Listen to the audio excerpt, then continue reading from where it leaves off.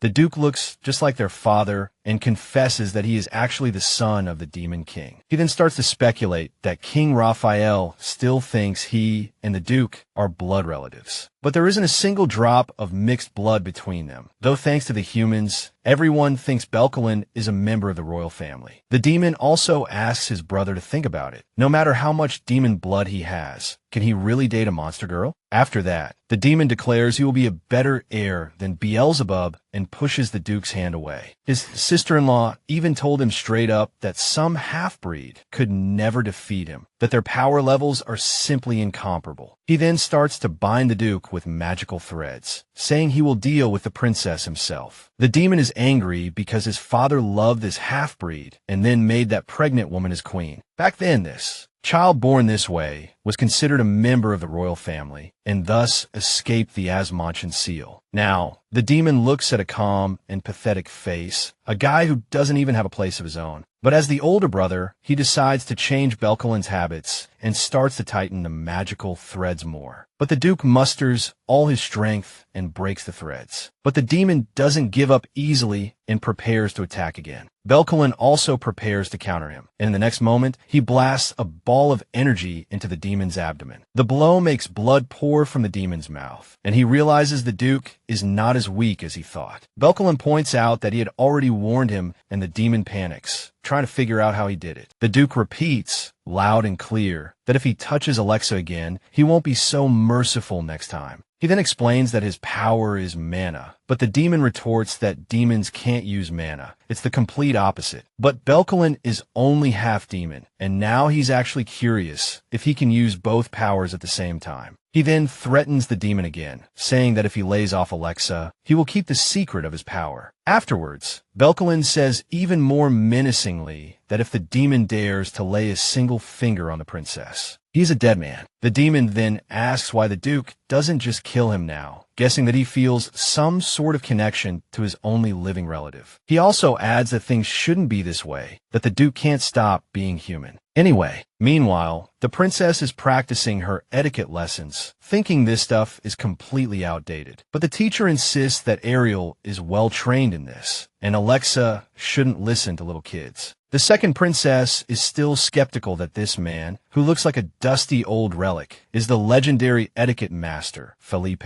The Earl, also present, supports Alexa, but adds that Sisi Hikuchi is in charge of the royal family's training. Now, after serving for 20 years and retiring, he teaches etiquette at the academy, training little kids. Alexa just gives the teacher another critical look, and he immediately starts telling her to hold her dress more gracefully. Sisi notices she's nervous and tells her to relax, saying that even a block of wood would do it more gracefully. The princess giggles, though she secretly wants to teach the teacher a lesson. The Earl notices this and tells her to endure it, unless she plans to expose her weakness to the enemy. Alexa doesn't argue, understanding that this is indeed important, and makes an awkward face, which the teacher seems to enjoy. After a 3-hour lesson, the princess must immediately start her second class in 3 minutes and 47 seconds. The next teacher tells her so, explaining that she is already 32 seconds late. He tries to explain to her that every second counts and that this could seriously mess up a critical mission. The girl explains that she just stopped for a drink of water, but she apologizes and promises not to be late next time. This gentleman, named Arsimiliad, is Felipe's brightest teacher, and he will be teaching Alex about the history of the continent. He now declares that, as punishment for being late, the princess must memorize the entire imperial history book before the next class. This seems like too much for the girl, as even when she pushed herself, she never studied this hard. After another lesson, she returns to her office where Killian is sitting, who notes that Arkema Lay has scolded her again. But Alex doesn't want to argue with her relative and just asks why he's here. He explains that he just came to check on her, thinking that someone like her can't even handle a simple teacher. She retorts that even if he were Arkham Lay's only student, he wouldn't become the princess of this country. Killian then decides that if she's going to talk like that, he won't call her princess anymore. Alexa gets the message, and she immediately composed herself and, with proper etiquette, told him to leave her room. Killian, however, replied that it was what everyone was saying anyway. Just then, a maid knocked on the door to say that she had prepared some snacks. Seeing the atmosphere between the two, the maid guessed that her lady was late because she was talking to her guest. The guy kept saying that the princess wanted him to be rude to her, and then asked how her classes were going. He then noticed Alexa's mood plummet, and before he could ask what she was going to do, she got up and rushed toward him. With a thud, she grabbed his collar and threw him to the ground. The maid was completely terrified by this scene and didn't know what to do, knowing she could get caught up in the dispute. Just then, the princess looked at her and calmly told her to withdraw. leaving them alone. Without arguing, she quickly slipped out of the room. Alexa prepared to have a serious talk with her relative. She didn't care that he was tactless, but she demanded that he treat her with the etiquette due to a princess when others were present. She then let him go, and he knew that if he continued to be so arrogant, he would be in for trouble. A moment later, the Count walked in, apologizing to the princess for being late. Seeing the scene, he guessed they had had a fight. Alexa immediately giggled, explaining that she wasn't fighting, just correcting a habit. The Count didn't press the matter, while the girl confessed that she had something important to ask him. Soon, they sat down at the tea table, and Alexa handed her uncle a small pouch. He was very surprised and began to ask what it was, to which the princess explained that it was monster pheromones. The Count was even more surprised, not understanding how his niece could have obtained such a thing, as it was extremely rare. She then explained that it was found during the monster attack on the day of the hunt, the same one the king had fled from. Now, the girl explained that this small pouch was the cause of all the chaos, as it was what had attracted the monsters. She explained that someone had secretly placed it in the Grand Duke's bag, which was why the monsters had chased him so frantically that day. Having investigated on her own without any results, Alexa now felt the Count might know something, which was why she had brought the small pouch. She wanted to find the buyer, hoping to discover why they wanted to frame the Grand Duke. Her uncle agreed to investigate, but at that moment,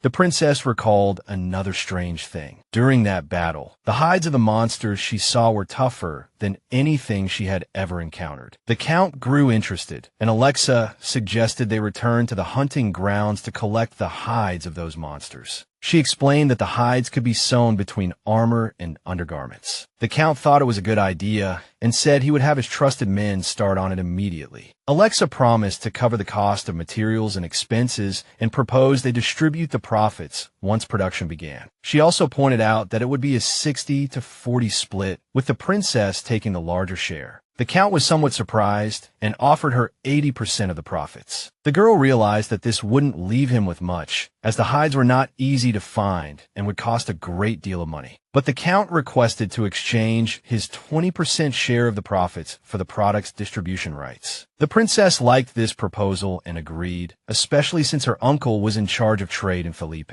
Before that, the Count wanted to know one more thing, admitting he was very curious about Alexa's relationship with the Grand Duke. The princess didn't understand why her uncle was asking, and he explained that their relationship looked like more than just a friendship. The girl was a bit stunned. She had been through so much with Duke Belkalon that now she wasn't even sure if she could say she liked him. In certain moments, her feelings for him felt real, based on more than just affection or friendship, but she still didn't know how to answer the question. The Count noticed she was lost in thought and even worried if she was all right, but she confessed that she didn't know. Her uncle understood her situation, but told her to be careful around the Grand Duke, reminding her that the man was a demon. He personally believed the Grand Duke was an upright person, but the world wouldn't see things for what they were. She knew the Count was right, but she couldn't abandon someone who had offered her a helping hand. So for now, she asked her uncle to find some people who were not biased. She pointed out that she and the Duke were of the same kind, and if they couldn't accept the Grand Duke, they wouldn't accept her either. The princess added that Belkalon was someone who meant a great deal to her. At this, the Count was reminded of Camilla. No matter how many people she was unable to help, she never gave up on anyone. Urgent just hoped his niece wouldn't go down the same path as her late mother. After that conversation, Alexa recalled the rumors about the Count and Camilla having different views and keeping secrets from each other. While walking down the corridor lost in thought, she ran into the Duke, who had come for a visit. Alexa was so excited to see him that she almost lost her composure, but she quickly steadied herself. She told Belkalon that Lily had recommended a new cafe and that she wanted to invite the Duke to go there with her. He agreed, actually quite liking the idea, and invited Alexa into his carriage. Later, they arrived at the Count's garden, which the princess felt was even more magnificent than the royal gardens. The Duke agreed, adding that the family was a leader in the world of trade. So many rare flowers could be seen here. The girl began to admire them, many of which she had truly never seen before and found incredibly beautiful. Alexa also confessed to the Duke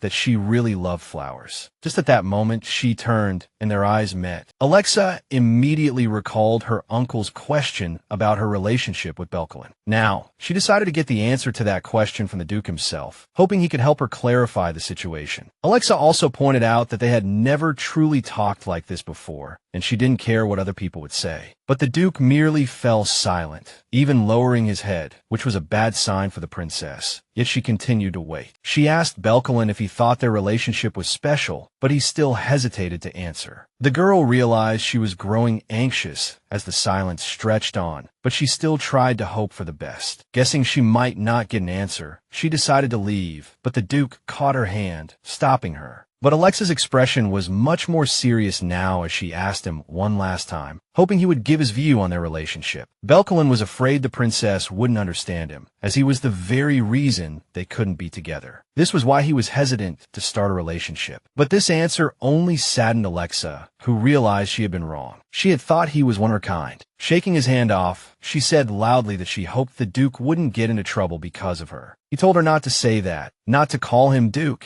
and not to treat him like a stranger. But no matter how many times she had experienced something similar, Alexa couldn't control her heart. So now she had no choice but to leave the Duke standing alone and turn away. After that, Belkalon was always around. She heard of his presence at the castle and the Count's estate, but she never saw him. Alexa felt there was nothing left between them, even though all she wanted was to be his. During another visit to her uncle, he began to talk about how the lilacs in the garden were starting to wither. He guessed it was because the weather was turning colder and suggested Alexa take a walk in the garden. At that, the princess remembered that the lilacs had also been in full bloom the last time she met the Duke. She felt awful at that moment, but she knew she had to overcome the pain of their separation and move on. Alexa even thought that she should be content with what she once had. Just then, she heard Belkalon's voice behind her, asking her to stop and talk to him. The princess's first instinct was to run. After all, he was the one who had made the choice, not her. Alexa thought that if she didn't run away immediately, she would look like a complete fool, and she couldn't let that happen. She also knew there should be no false hope for their relationship, but she just couldn't get rid of the idea. Before she could react, the Duke caught up with her, pulled her into his arms, and held her tightly, making it impossible for her to escape. The princess still tried to struggle, but the Duke pleaded with her to give him a chance to explain everything. She then broke free, declaring that she didn't need to listen, as what he had said last time was more than enough. She was certain that she would only feel worse if she continued to listen. But Belkalon was persistent, insisting that the princess listen to him, saying it was very important. He pleaded that even if she couldn't forgive him, she should at least hear him out, after which he would do anything she wanted. The Duke explained that he didn't want to be a burden to her. If it were just a casual relationship, it would be fine, but if things got serious, he would become the princess's weakness. Belkalon also knew why she was aligned with the Ergen family, but he himself couldn't go where she was going. He explained that it would only become more difficult if she kept by her side. But she wasn't buying it. Alexa reminded him that she was a monster, just like him. The Duke agreed they were of the same kind, but Belkalon also pointed out they were not the same. He was a half-breed, not even human. He even added that the more the princess knew, the more she would be hated and despised. Alexa just didn't understand why the Duke was making assumptions about things that hadn't happened yet, thinking he was just scared. Belkalon admitted he was weak,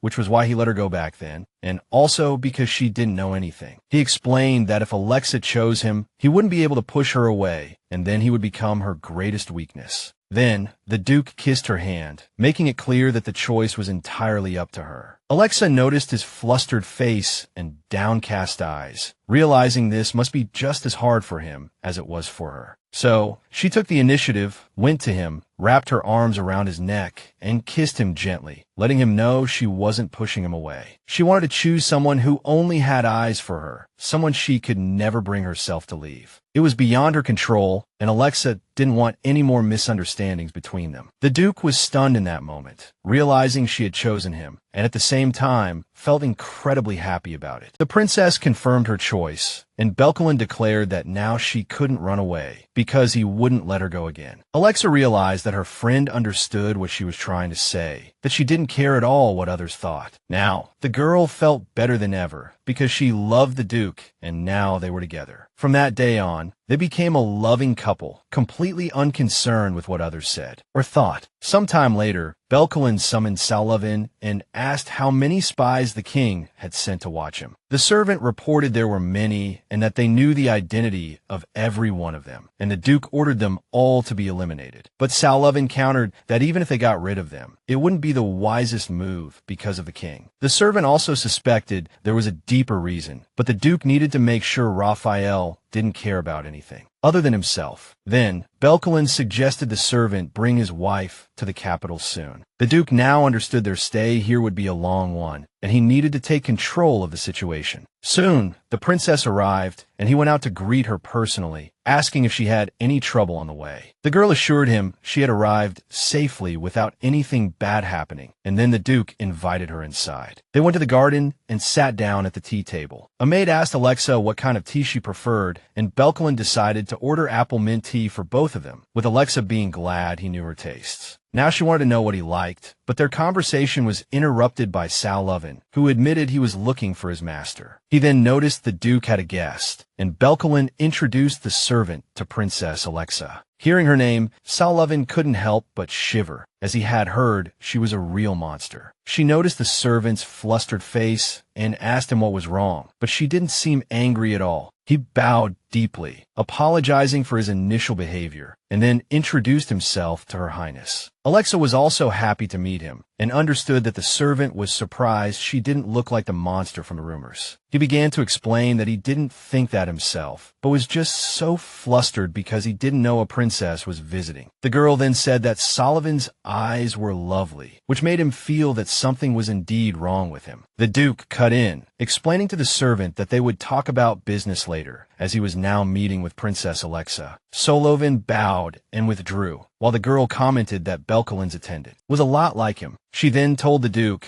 that he was very frank with the servant, even choosing his words carefully. Belkalon thought the princess didn't like the way he spoke and offered to change his tone. But he then realized she was just bored and asked her to be patient, calling her baby. However, Alexa told him not to change his tone, that she had thought about it, and said she liked Belkalon just the way he was. The Duke blushed a little at this, as the princess's words made him feel a bit embarrassed. Alexa told him not to worry and assured him that he was still very cute in her eyes. A few days later, the princess arranged a meeting with Prime Minister Louis Dacron. The young Count Ergen explained to her that all the young people of Felipe gathered there and told her not to act like a fool. Killian also explained that this guy, Louis, was the cornerstone of the nation's politics. He introduced nobles into politics, often giving them a chance to share their insights. Now both Alexa and Killian were invited, and he asked the girl to focus on participating in the debate. Now that the princess had entered politics, she understood it would be a fierce battle. So Killian decided to provoke her, suggesting she was worried about her own ignorance. But Alexa reminded him that the Count had asked them not to fight, so he should calm down and keep his voice down. Killian also remembered his father saying he had to attend, but he didn't expect it to be this bad. He also explained that they had to show two things in this debate. First, the princess's dignity, not some monster. And second, a determination to actively participate in politics. Although he didn't expect Alexa to win, the girl knew some nobles looked down on her, and now she asked what she should do if she lost her way. Killian knew she was afraid of being insulted, but told her to ignore the buzzing nobles. Alexa hadn't expected to hear something like that from a relative, and he explained that he was only staying calm at his father's request. Upon arriving at the venue, Killian also asked the princess to act as if they didn't know each other. But Alexa didn't understand how they could do that, and keep smiling when they were still walking in together. Regardless, the guy went on to say it was a private matter, and again asked her to pretend she didn't know him. The princess was completely confused, especially since Count Ergen hadn't warned her about any of this. She guessed there might be some danger involved, but listened to Killian anyway. Soon, they walked into the meeting hall. A group of nobles immediately noticed the princess and began to whisper that she must be a monster. But the girl tried to ignore them, and Killian quickly pointed to a man, explaining that he was the prime minister. They walked straight up to him, and the young man introduced himself properly, and Louis greeted him in return. The prime minister then commented that they had an unexpected guest and nodded toward the princess. She thanked him and said she was glad to be able to attend such a prestigious discussion. Louis replied, wishing her a fruitful meeting, and Alexa thought to herself that this guy was like a snake striking from the shadows. The Prime Minister also explained that there was still some time before the discussion began and invited them to enjoy some chill drinks. After that, he offered to escort the lady, and Lord Urgin asked the princess to follow him. Soon, several noble women approached Alexa, expressing their delight at seeing her. The girl learned it was Countess Isabel and greeted her politely as well. But Isabel was just surprised that the princess even knew her. Alexa explained that she remembered her because she had also participated in the hunting competition that day. Isabel was surprised again, never having thought Her Highness would recognize her. Another noblewoman nearby began to flatter the princess, declaring that she was getting more beautiful by the day. This was Miss Seal, and Alexa said she was exaggerating, though she admitted it was nice to hear. Just then, Ariel appeared before her, and she realized her sister had also decided to come to the discussion. Alexa explained that she hadn't told her because she thought it would be awkward, as they would have to arrive together. She also hoped it wasn't a big deal in terms of royal protocol, and asked if Ariel wanted to tell their father about it. Isabel chimed in, reminding them that this meeting wasn't planned, so there shouldn't be any objections. She also added that the Grand Princess's etiquette was impeccable, and Miss Cecile agreed. Then Ariel interjected that her sister was not at fault, and that she was very sorry for not being by her side recently, even though they always argued at these meetings. Alexa said she had been busy preparing for the delegation's visit. She explained that she didn't want to disappoint her sister or her father, and that she was doing her best not to mess things up. The second princess then admitted that this was her first time doing something like this, so she was nervous. Isabel pointed out that she hadn't been in the palace long, but it was a remarkable thing to be entrusted with such a great responsibility. But Manuela spoke up against it, saying Isabel was implying Alexa was superior to the Grand Princess. The second princess replied that if that were the case, she could have taken on the royal burden, but she still called Alexa a monster. But even so, the members of the delegation needed to respect and abide by the laws of the country they were visiting, and besides, she also claimed to be a member of the royal family, saying she could stand up to them. She even went on to say that in Miss Manuela's eyes, she would always be the monster of the palace. The second princess then stood up as the debate was about to begin and announced that she had to go. After everyone was seated, the Prime Minister thanked the guests for attending the forum. He explained that anyone could comment on what was happening, but direct accusations were not allowed. This was a space for free expression of opinion, and he wished them a pleasant discussion. Then, Louis announced the topic on today's agenda, which was the current situation in Felipe, and that a delegation from the Ethelian Empire was coming. The imperial representatives were coming to establish friendly relations. For Felipe, in its current state, the empire could not be forgotten when talking about the most dangerous areas of the country. Now Felipe was on the side of the empire and had paid a certain price for it in order to be prepared for this situation. The Prime Minister then asked everyone present for their opinion on the kingdom's choice. Alexa had heard that the radical faction dominated public opinion, but also that it was just some noble idiots spouting nonsense. Then she heard someone point at her and call her a monster, which left her completely stunned. A young man, Lord Hypain, turned to her and declared that she could stop the Athelians. As always, others began to shout, telling the second princess to stop them and achieve victory. But Alexa herself didn't understand why they assumed she would support this war and question them about it. The young man explained that she had always been on the front lines, and another person chimed in that as a member of the royal family, she had to defend the country. Alexa confirmed that as a royal, she needed to look at the situation more carefully. But Hypain interrupted her, saying there was no time to hesitate, and realized the princess didn't know the full story. He also added that the empire was now falling apart, and it was time to overthrow it. Alexa then clarified that those were old rumors, and that they were actually experiencing economic growth right now. This was the most critical secret Count Urgen had mentioned, and knowing it could easily be used to coerce opponents. The young man retorted that she was just believing rumors, which sounded more like a scared princess making excuses. Alexa then suggested they talk about the country's exchange rate, pointing out that the empire's currency was currently strengthening. All of this was being framed as tribute, and then she mentioned the rapid exports, plus a secretly passed bill that reduced citizens' debt by 30%. Now Alexa argued that it was unwise to declare war on a crumbling nation. Another noble suggested putting most of their finances into military power, and then they would have a chance to win. The princess retorted that victory and defeat could not be judged by strength alone, and that if diplomatic relations with other countries were severed, Felipe would eventually be isolated. Furthermore, if all the kingdom's money was poured into the military, they would face a host of other problems. Then, Alexa bluntly asked him how many families would actually go to the front lines, and the young man admitted that they themselves could not participate in the war. He explained that they were heirs, and Alexa confirmed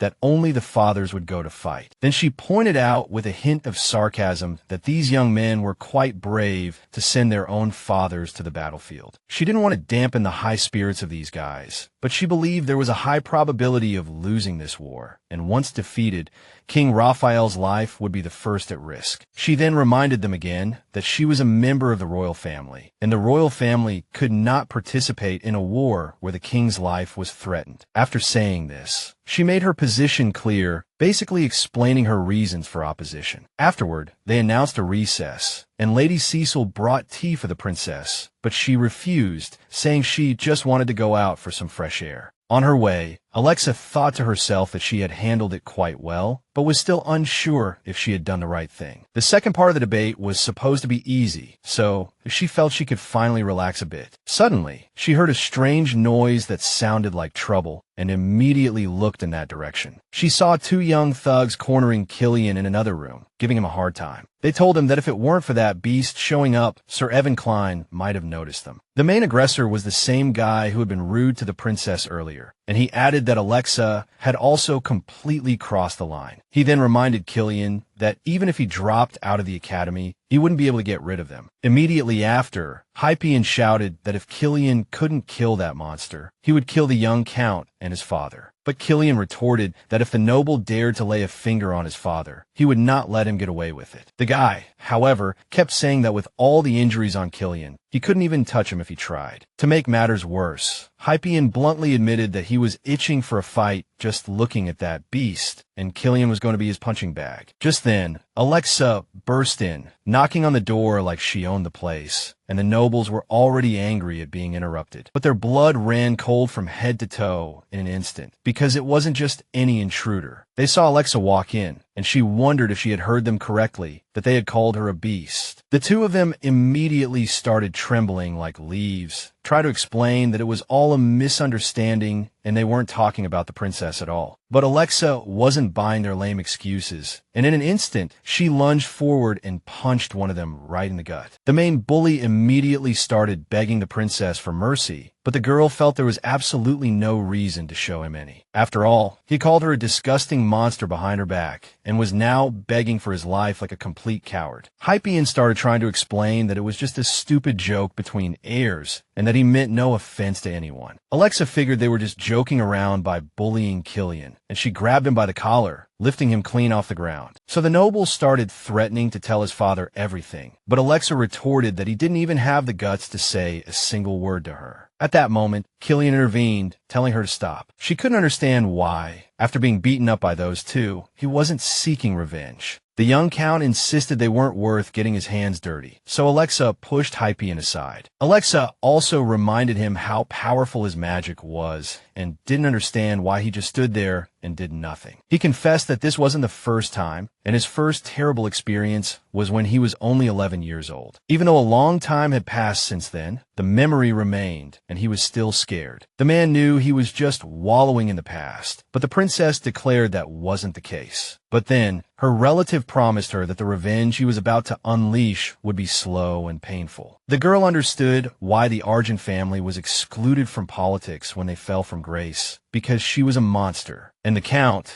dedicated to reviving the family, had no time for the young Killian. Being completely alone at the academy also made him resentful, but at that moment he interrupted her thoughts. The man asked what should be done with these two, pointing out that Parrish had fainted and Hypian was on the verge of tears. The bully once again pleaded with the princess to spare him this one time, his body still trembling like a leaf. Alexa then told him that Killian didn't want revenge, and upon hearing this, he immediately brightened up, thinking he was forgiven. But she couldn't let go of the insult they had thrown at her, reminding him that they had called her a curse monster. Hypein immediately began to explain that he was just repeating what Parrish had said, and that he himself didn't hate the princess at all. He even said that he didn't understand how anyone could hate her, because she was so beautiful and intelligent. Then the girl walked up to him, leaned down, and pretended not to hear, asking him to say it again. She also told him to confess, although he didn't understand what exactly he was supposed to confess. Alexa wanted all the ladies and gentlemen to hear his confession of love for her. The noble was stunned, but in the next moment,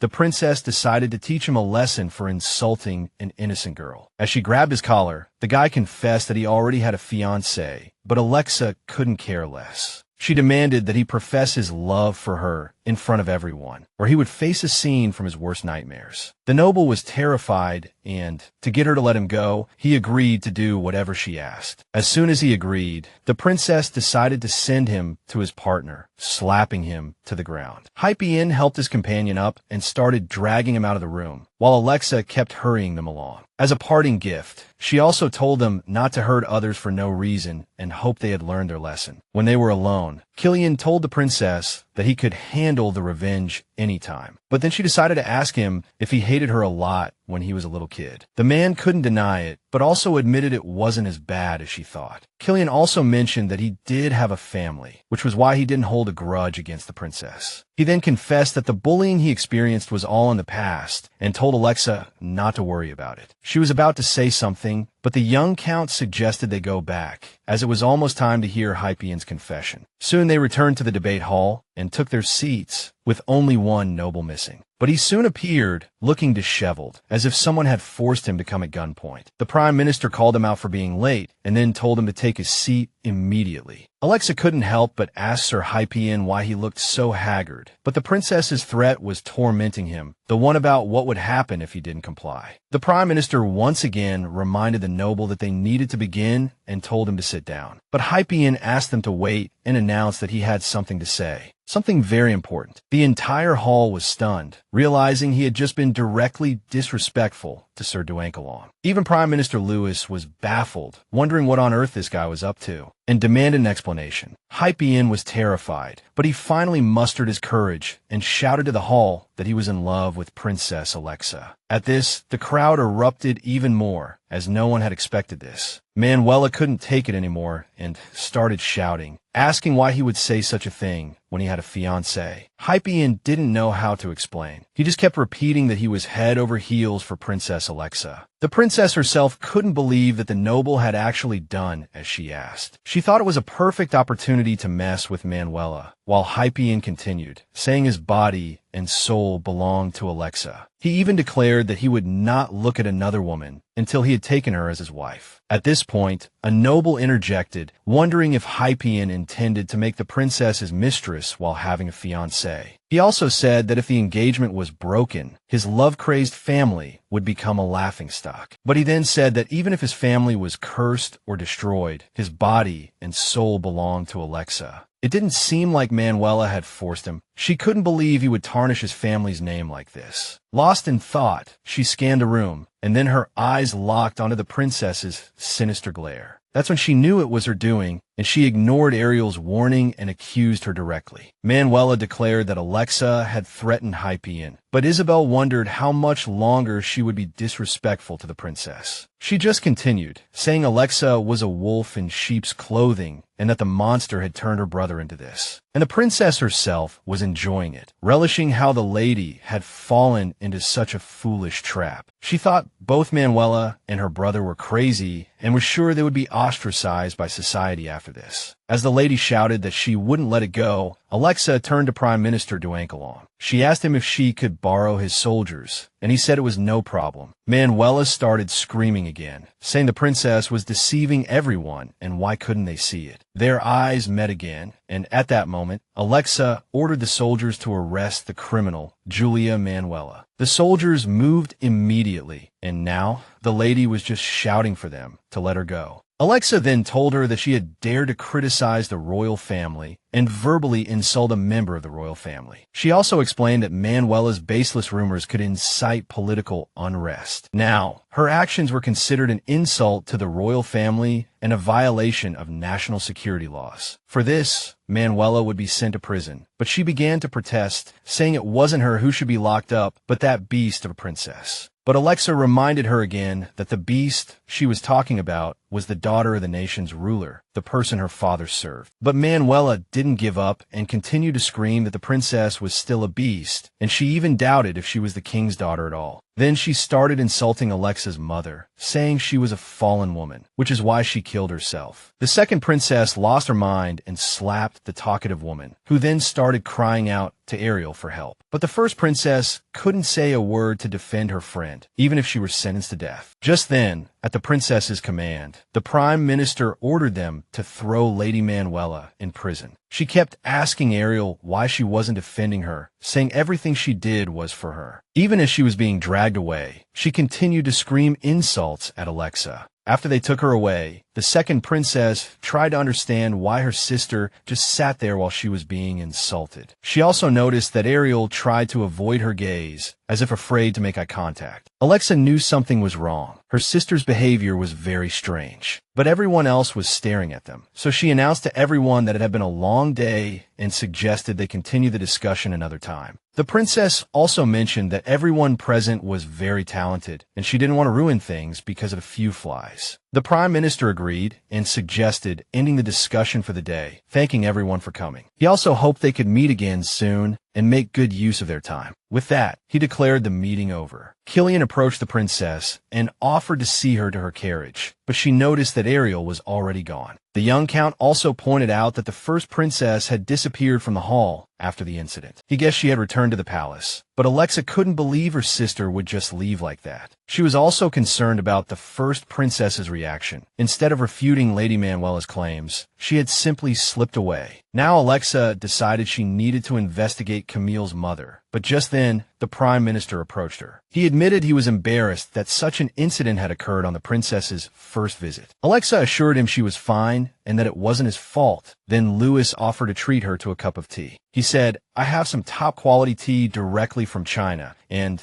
I would be honored if the princess would be willing to taste it." She agreed, but also knew this might cause some trouble for Killian. Louis guessed that Alexa had come in Count Urgen's carriage and said he would arrange another one for her later. She sensed that this guy wanted to talk alone and knew something was fishy. Just then, Killian told her it was okay. She could go with Sir Duank along, and then he bowed and left, and the prime minister invited the princess to follow him. Over tea, he mentioned that the earlier discussion was very interesting and asked for Alexa's opinion. She agreed that it was indeed true and that many interesting points had been raised. Louis explained that it was because they were all energetic young people, so it was easy for them to speak their minds. The prime minister noticed that the princess was not impressed by all the talk of war, but praised her for being very brave. He also thought that if Alexa actually had some power, she could easily keep them in line. He also pointed out that she came from the countryside, but her entire aura had changed dramatically since she arrived here. He then added that her arguments were very powerful, and because of those objections, many people had changed their minds about the war. Louis believed that at least now the young people would no longer talk about war so flippantly, as if it were some kind of joke. He thanked the princess for this, which also made him realize how much she cared about the country. The girl explained that Felipe's condition was due to the king's inaction, and any member of the royal family would have reacted the same way. The prime minister didn't know how to respond, but noticed that Alexa was not being frank with him, probably because she didn't trust him. The princess explained that it was their first meeting, so it was normal for her not to trust him. But even though it was their first meeting today, Louis admitted that he had been observing the princess, and he was curious about how different she was from her time in Connecticut, and whether a person could really change that much. The prime minister felt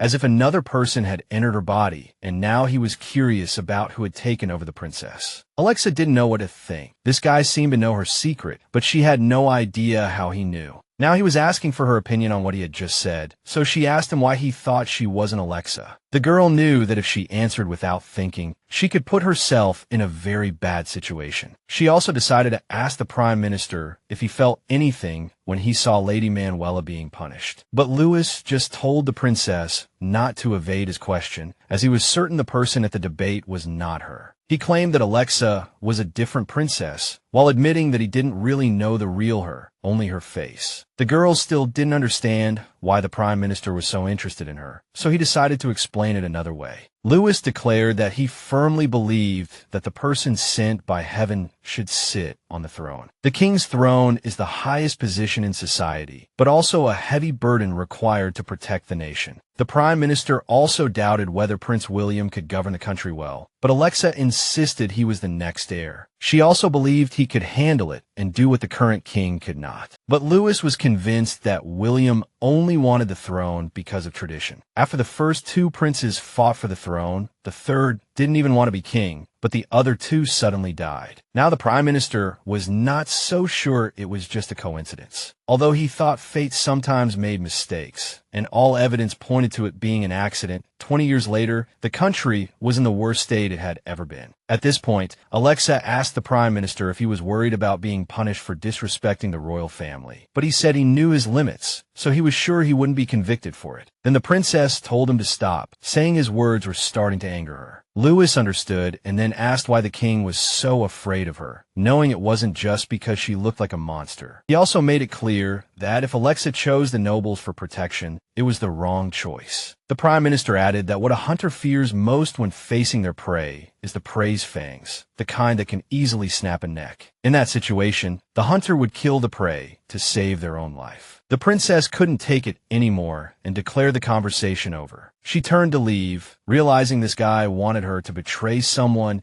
and that he had a dangerous but clear goal. He shouted after her that Alexa had the power and ability to seize the throne, and he didn't understand why she didn't take it. The princess explained that it was not a position she should aspire to, although she knew the real reason was something else entirely. She was not the real Alexa, so she had no desire to fight for the throne. She also realized that the Prime Minister was curious about what a person with no sympathy for her mother would do, as if he could see through her, trapped in another body and feeling alienated from her own parents. Louis explained that the king never wasted time thinking and that he knew how to rule the country because he had been watching others all along. He then admitted he suspected Lady Camille had tried harder than anyone to put the princess on the throne. After that, the Prime Minister asked Alexa if she wanted to know what really happened to her mother, and if she was interested, Louis offered her a deal, saying he had sacrificed a lot for this valuable information. He claimed the princess could learn the whole truth about Felipe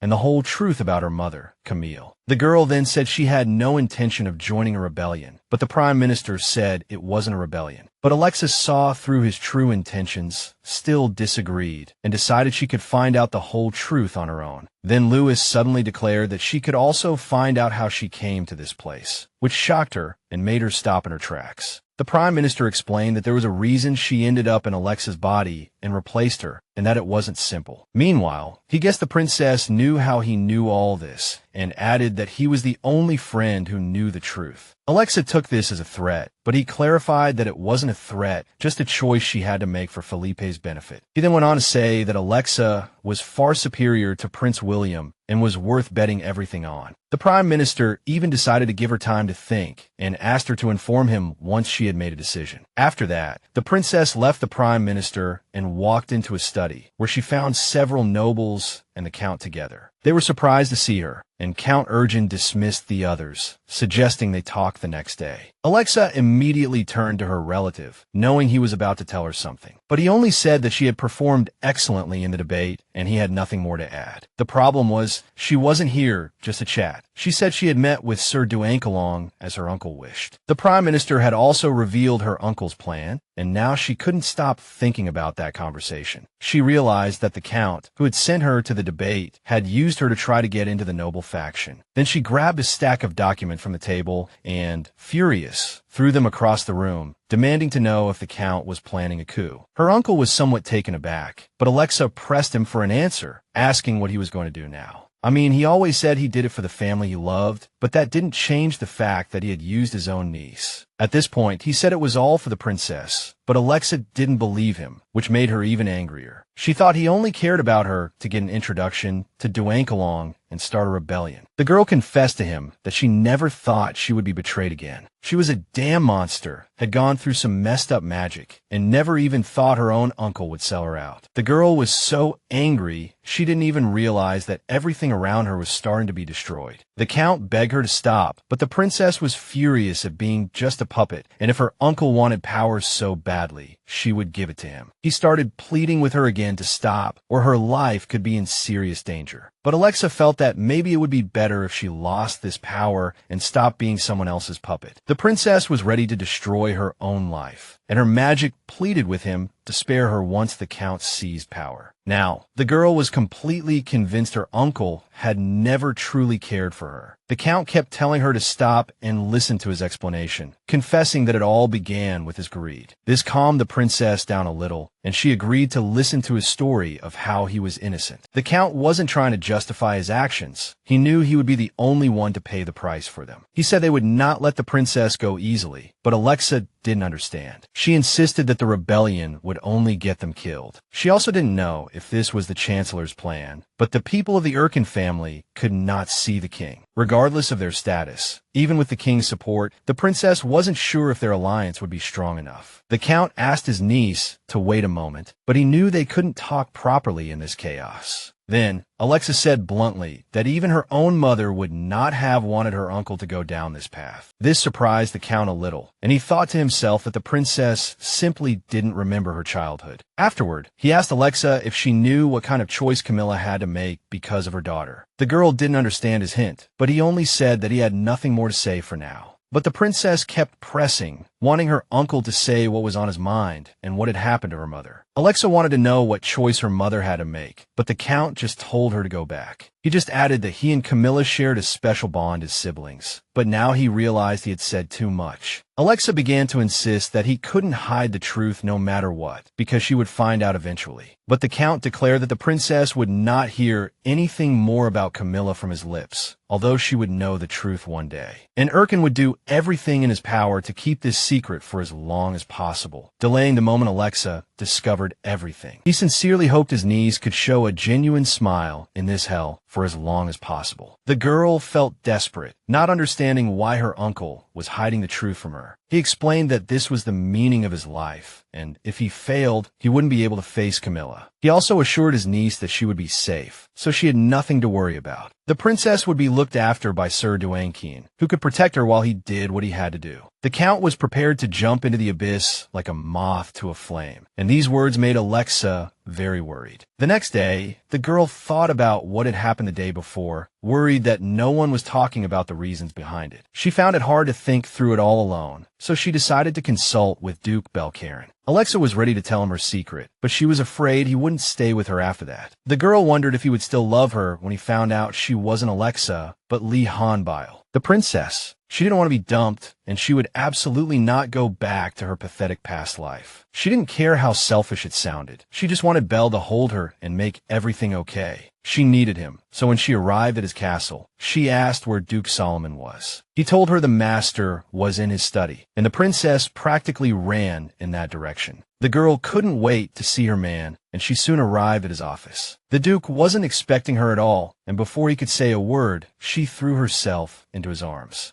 Belkalon finally asked her why she had come so early, and Alexa blurted out that she wanted to see him. But she felt like she was walking on thin ice, afraid of what everyone would think when they found out she was no longer who she used to be. Alexa wanted to confess everything to the Duke too, but for some reason, her lips just wouldn't move. She didn't know if Belkalon could handle the treason in her situation, but she needed him to believe her. She could only manage to squeeze out that she loved him, but he didn't hear her clearly. Realizing she was being too hasty, Alexa quickly corrected herself, asking if the Duke liked sweets, as she was suddenly curious. But instead of answering, Belkalon kissed his beloved again. The princess took this as the Duke loving her with all his heart, and he began to ask her what was wrong. The girl didn't rush to answer, then asked him to tell her whether he liked her or not. Belkalon hesitated again, but admitted that he felt insecure when she acted like this. He knew she had become this way because of him, and perhaps because of that, she might not want to see him anymore. But Alexa declared that the Duke had no reason to worry like that, and he confessed that he was so happy right now it scared him. He wanted to make the princess happy too, but if he couldn't, he wasn't sure he could let her go. Belkalon was also afraid that the girl might be in danger because of his selfishness and apologized for saying such a thing. Alexa told the Duke it was all right and not to be sad, then hugged him again. He asked her again what was bothering her, and she began to feel like she was being a nuisance. The Duke said that wasn't true and that he was the happiest man in the world when she was around. So Alexa finally gathered her courage and asked Belkalon if he would stay by her side no matter what happened. She was still afraid to admit she wasn't the real Alexa, knowing it might scare him. The Duke explained that it wasn't for him alone to decide, but the princess insisted it was. Then, Belkalon reminded her that their relationship depended on both of them, not just him. To him, nothing mattered except a future where Alexa might push him away. He himself would never turn his back on the princess, and he swore it was the truth. Belkalon also said that he was sure they would always be together, no matter what life threw at them. 3 weeks later, Alexa arrived at the Duankeen estate, determined to talk to him again. The servant confessed that the Chancellor had been eagerly awaiting a meeting with her for some time. Just then, she ran into the Marquis of Belfort, who was just as surprised to see Alexa. The princess immediately accused him of forgetting to show her the proper courtesy. He reminded her that she was the one who told him to use her first name, so now he didn't understand why she wanted him to use her title again. Alexa began to remember, but also said that was a long time ago when they were at the front lines. Now the Marquis needed to show some decorum, and Belfort didn't argue, bowing to her respectfully. The girl then allowed him to raise his head and told the servant that the Marquis would escort her from now on. Afterward, she turned to her former fiancé and asked him to take her to Sir Duankeen. On the way, the Marquis noted that they hadn't spoken in a while and was curious why Alexa had decided to visit his teacher. She just told him to ask the Chancellor directly, as if he would tell him everything. The Marquis knew he wouldn't get an answer from her, so he just warned her that he wouldn't back her up if she was up to something. The princess still didn't trust Sir Duankeen, so she didn't feel his student needed an explanation for her either. Soon they reached the office, and Alexa thanked the Marquis for showing her the way. Then she went inside, and the Chancellor immediately greeted her, saying he had been waiting for her. He also admitted that the longer Alexa took to consider, the more nervous he became, and now he was glad she had shown up before the delegation arrived. The princess immediately decided to tell him that she had decided to accept his offer. That being said, she also wanted to discuss the terms of the deal and stated that she wanted to know everything about the Felipe kingdom. Alexa also wanted to know about her mother and all the secrets related to her curse. The Chancellor agreed, and the princess added that she would not follow his plan unless it was written into a contract. Afterward, Alexa explained that their contract would end when she had acquired all the skills needed for a king and nothing more. Lewis then thought to himself that since she was a princess, she should already know everything needed to rule a kingdom. He was a little surprised that the girl only intended to adhere to the minimum requirements of the contract. Alexa told him again that she had no intention of being a pawn in his plan, but she agreed to be a participant. The princess's condition was that she wouldn't just learn the basics, she would give it her all. The Chancellor liked that she would be a participant, so he also agreed to make concessions. Alexa's next question was about her curse, but Lewis admitted he couldn't give her a clear answer. This made the girl hesitate to sign the contract, as she couldn't trust someone who knew there was someone else who knew more. Afterward, the Chancellor stated that a certain lady would visit the princess in person. She knew everything, and it would be better if Alexa heard it from her. The girl was surprised, and Lewis explained that it was a concubine who had cursed her many years ago. He also said that the woman was born to wander, so he couldn't give a definite answer. But the princess countered, demanding that he force the woman to come to her, and as soon as possible. Alexa reminded him they had a contract, and now the Chancellor had to do her bidding. The problem was the contract was mutually beneficial, so if the princess needed something, she also had to fulfill her part of the deal. Now Lewis couldn't tell if Alexa was giving an order or making a request, and she clarified that it was something in between. The Chancellor also pointed out that he had plenty of talented students studying genetics, so no one else could leak her secret to Alexa. Alexa realized the guy was trying to emphasize her desperate situation to gain an advantage, but that didn't mean she would fall for his trick. She declared that if he kept pushing, she would take drastic measures. The Chancellor took her words as a threat to get rid of him, and she added that such threats only work on those who are afraid. She also added that the candidates Lewis cared about most might get scared. Alexa also confessed that she had some guesses as to why they didn't want a rebellion over the issue of birthright. She was well aware that all candidates had to be heirs of noble blood and had to compete with William. The Chancellor was still skeptical that the princess could find them all, but she was no pushover, and she remembered someone who would be a perfect candidate, and she knew him personally. Alexa said the name of the Marquis of Belfort and declared she could punish him severely without batting an eye. She understood that to Lewis, the Marquis was as valuable as she was, and that the guy was an important piece. The princess also guessed that the Chancellor intended to hold her until she agreed with him. Seeing Sir Dwayne expression change, she suggested they part on good terms and asked if he would bring the woman. So Lewis agreed and promised he would convey the princess's offer and inform Alexa of the result later. Afterward, he handed the girl a small insignia and explained that it would keep her informed of the location and the time of each lesson. Alexa thought to herself that it would be great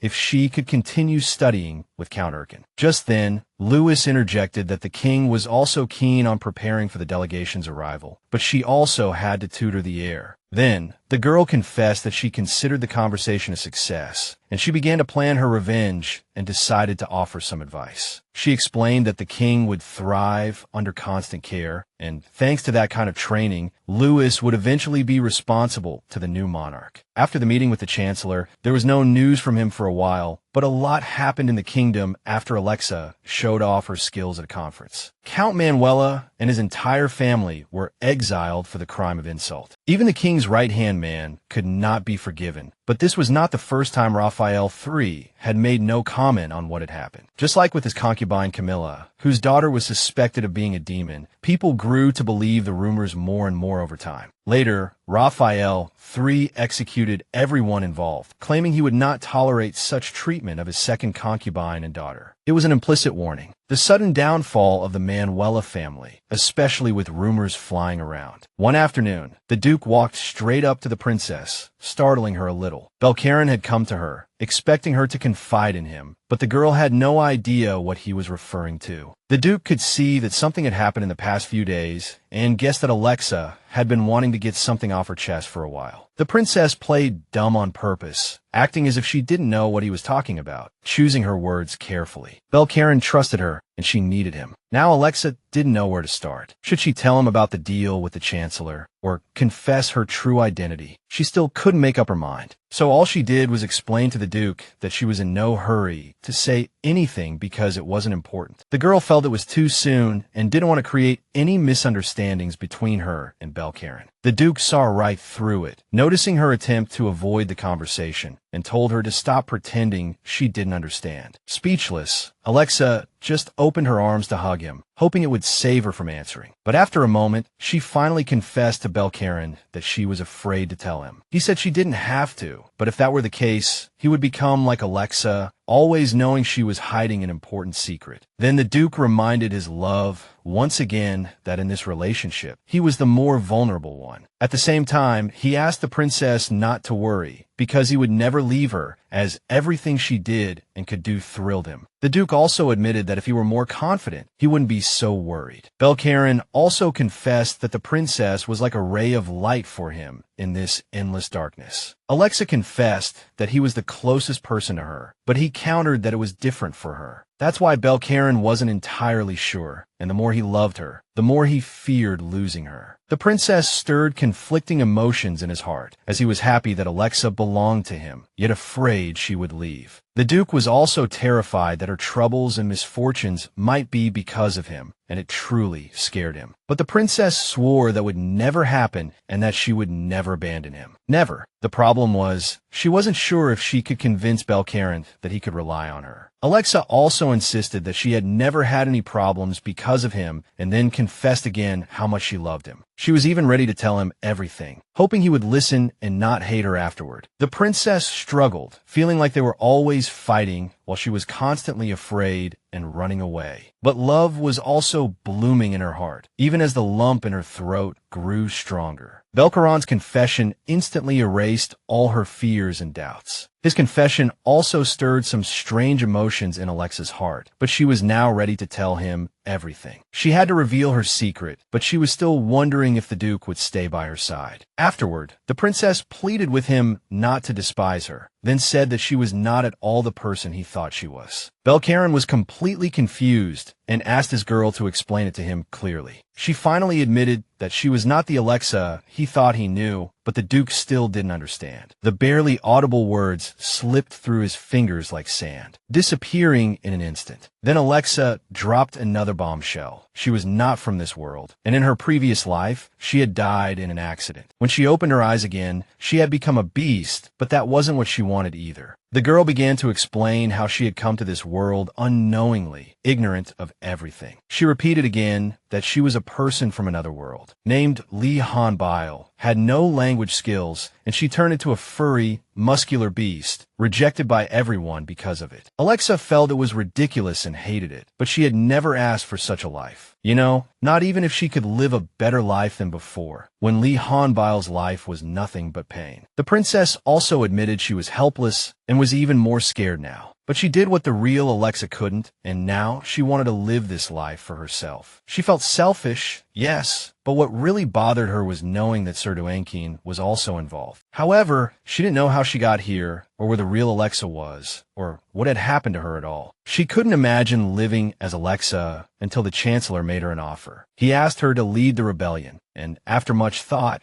she decided to accept. Alexa didn't want to be used by Sir Dwayne, but it was the only way to keep her secret. She was the one who made Alexa who she was now, and she had thought the only option was to return the body when she came back. But now she couldn't let go of Belkalon either, and couldn't lie to him anymore. Afterward, the princess broke down in tears, begging the Duke to forgive her. She knew it was wrong, knew she shouldn't have done it, but she couldn't leave Belkalon anymore. She confessed that it was hard for her to tell him, but she didn't know what to do with her secret. Her secret had become too heavy to keep any longer, but she couldn't bear the thought of losing the Duke. Then she apologized again for always crying, but also pleaded with him to understand her because it was thanks to Belkalon that she had achieved what she had, and she was grateful. Alexa also thought the Duke was strong, wonderful, and independent, and hugged him again. After that, she explained that this was the whole truth she had been wanting to tell him. She also asked the Duke not to hate her, but if he did, she would understand. Despite this, the princess felt a sense of relief after confessing and telling him everything. To her surprise, Belkalon himself began to apologize for making her tell such a heavy story. He felt his greed had pushed her too hard, but he didn't want to make her cry anymore. The Duke also admitted that he understood her completely, and she reminded him again that she was not Alexa. She still felt guilty for trying to take the place of the real owner. Then Belkalon hugged her, told her to calm down and not to worry, because he understood everything. The Duke also added that it didn't matter to him at all, because he loved her for who she was now. She still thought it was a terrible thing to use someone else's name and take Alexa's place. The Duke explained again that he didn't hate or despise her for it. He confessed that he was actually glad that the princess couldn't leave him now. Belle also thought she probably hated him now, and even if she wasn't Alexa, he didn't care. He tried to say her real name, but didn't get it right the first time, and she corrected him. The Duke admitted he liked the name, just as he knew Alexa would always be herself. In any case, Belkalon didn't care about any of it, but she kept insisting she was a bad person. She thought she was selfish for not wanting to lose what she had, even though she tried not to be so greedy. Moreover, Alexa was worried that if the Duke stayed with her, he would become as bad as she was. Belkalon again told her not to think that way, because he would be with her no matter what, even if she had hurt the real Alexa to stay here, and even if he had to give up everything. He reminded her that she had done the same for him, but she didn't believe he could really do it. The Duke repeated that Alexa was his only love and his light, and he would not give her up no matter what. Hearing this, she melted and threw herself into his arms again, thanking him over and over. After a while, the princess calmed down, but she still felt it was strange. She told Belkalon that everything that had been weighing on her heart was gone, and she was so happy that he was with her now. It felt more like a fairy tale, and she couldn't believe it was real. Everything she had been afraid of had disappeared in an instant, and after all that, the Duke had stayed by her side. He just apologized again for making her confess everything, knowing how bad she had felt before. Belkalon also admitted he would probably keep apologizing, but Alexa assured him it was okay because they were together. But even so, she was still afraid that she would never be worthy of him. The Duke told her that instead of saying such things, she should come over and kiss him again. Alexa was shocked for a moment, but Belkalon explained that it would be good for both of them. Now the princess thought he was just teasing her, and she was a little flustered, but the Duke swore he wasn't. He did admit, however, that making her laugh made him happy, and he would do anything to see her happy. Just then, a knock on the door made Alexa jump. It was Salovin, who reported with an apology that Count Erkin had sent an escort to pick up the princess. The girl remembered her, the tutor's words that if she was late again, she would have to copy lines until her wrist was sore. She realized she had completely forgotten about today's class and started to freak out again. Meanwhile, Belkalon ordered a servant to tell the coachman that the princess would be ready soon and was on her way.